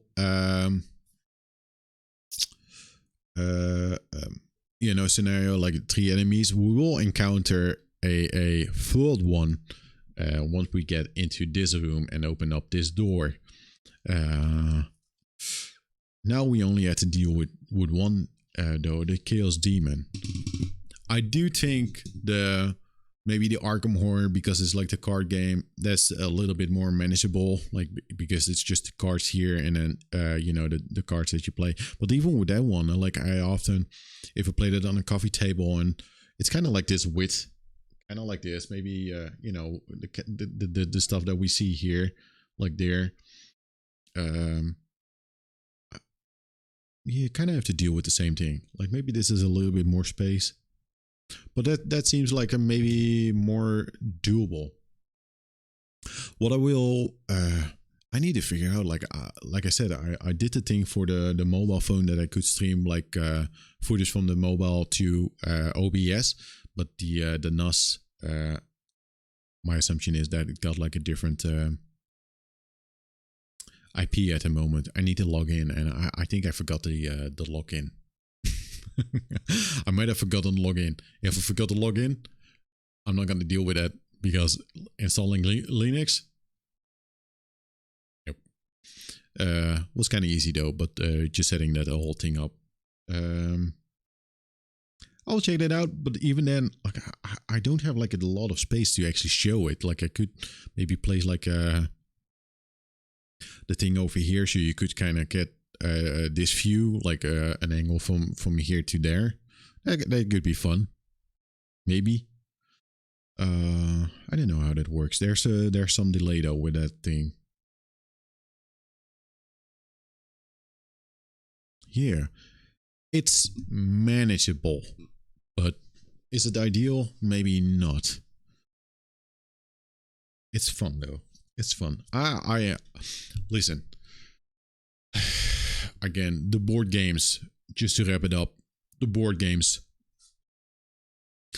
I'm liking Arkham a lot. I need to play it more. I only played like the first scenario just a couple times to get a hang of it, and I just need to finish like the scenario or the core box ones. But that's something that I would also like to stream and try out, like how that actually feels. But I feel like the board games, what I enjoy is just it's kind of relaxing. I know that since I have been trying to learn board games, that I've been spending way less time behind the computer. I fucking love it. Like I only sit behind the computer when I work. But for personal use, like nope. I've been spending way more time in the living room. I kind of like that. It's kind of nice to play a game and just mix it up, but then just not play like a digital game. Like lately, I've not been like in a biggest mood to play video games, like some Fortnite here and there, and some Death Stranding to chill down. But other than that, like there's nothing out there right now that makes me go like, oh, I should buy that new game. Like nothing at all. It's that time of the year when, I'm not really inclined to do that. So the board games is kind of like a nice thing to mix it up.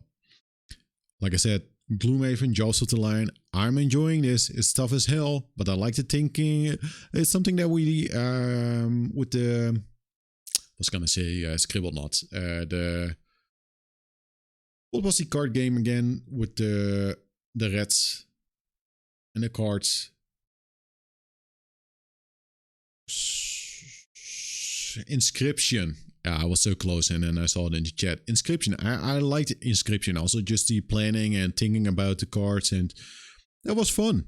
I like it, but I noticed with streaming, it's a little bit more chill, and I don't know if people like it. Well, Uitverkoren said that they like it, so that's important. Like as long as Uitverkoren is happy, then we're all happy.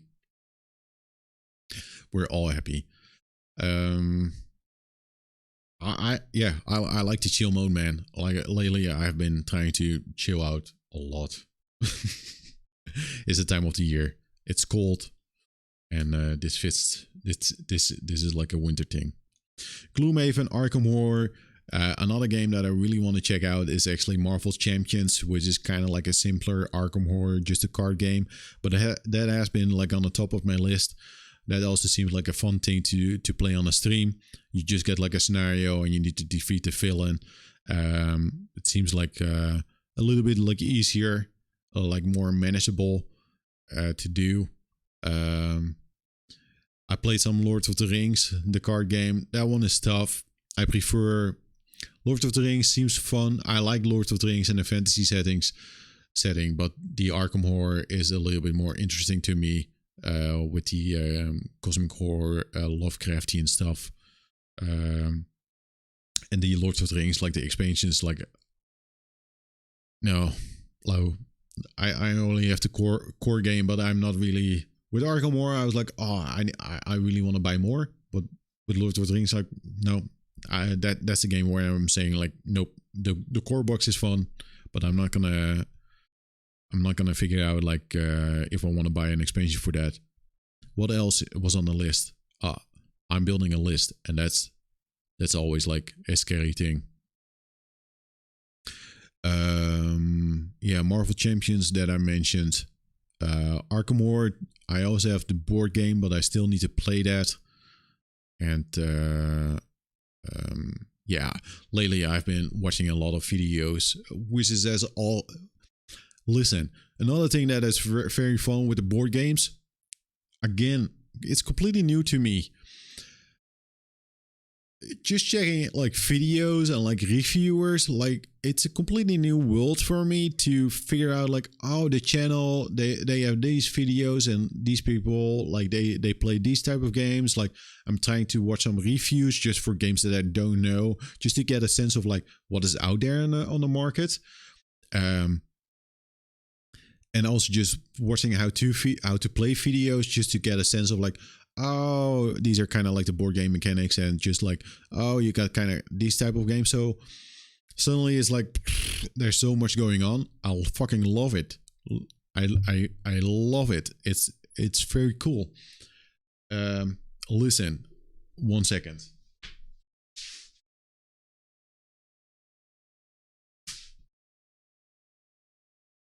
I love it so much that I actually because I make I make video games, but I make digital, and before I end the stream, just one small thing. It might have been like 7 or 8 years. I participated in a global game jam, and as I mentioned, like a couple of friends of mine, they are board game geeks, like 100%. And during the global game jam, we made a board game, and I really didn't like it because it was just too much for me to handle. Just let me make a video game. Like I get that. That's not new, but we made a board game back then, and that just by that experience, maybe that also didn't help me getting into the board games because they knew what they're doing and I didn't know what I was doing. But just me reading up the board game mechanics and like, okay, what can you actually do to like make a board game? I'm thinking about making a board game.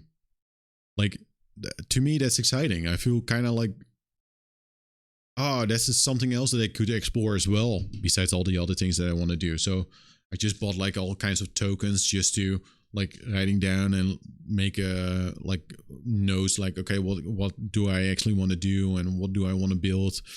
And what are the mechanics? What are mechanics that I find interesting? So I'm also thinking about that stuff. I love it. I love it. It's kind of annoying. I hated it so much. And now I'm like, oh, I get it. I get it. I get it why people actually enjoy board games. And it's mostly maybe the most important part is, again, you can play board games solo.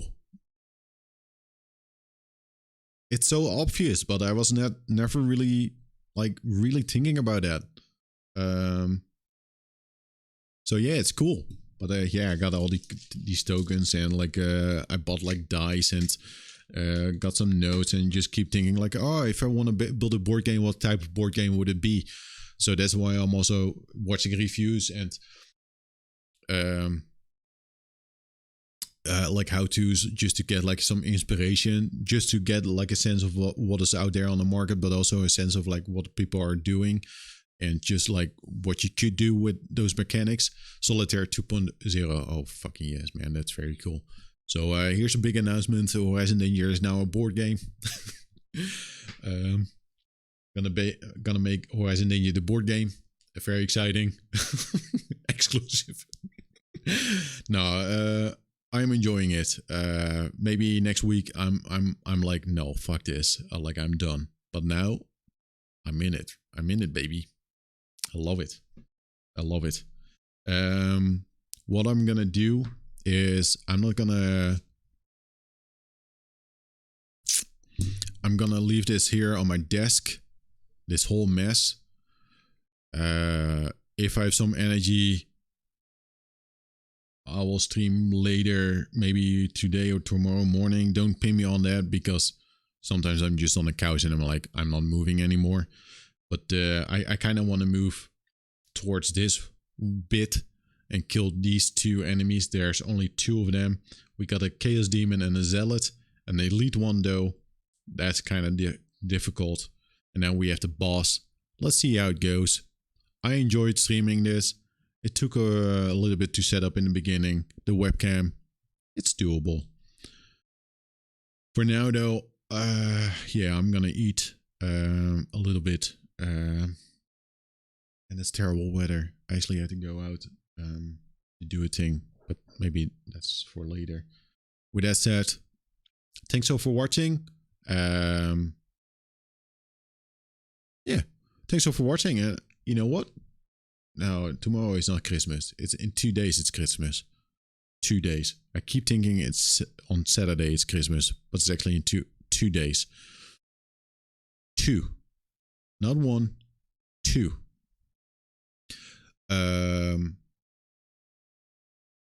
Have a nice day, all. And if I don't see you anymore, have a nice weekend and also have a nice Christmas. I will be back in the next stream. Next stream, we will play some more Gloomhaven. I will at least want to try and finish this one up. Yes, that's it. See you all later. Have a nice day. And take care. Bye.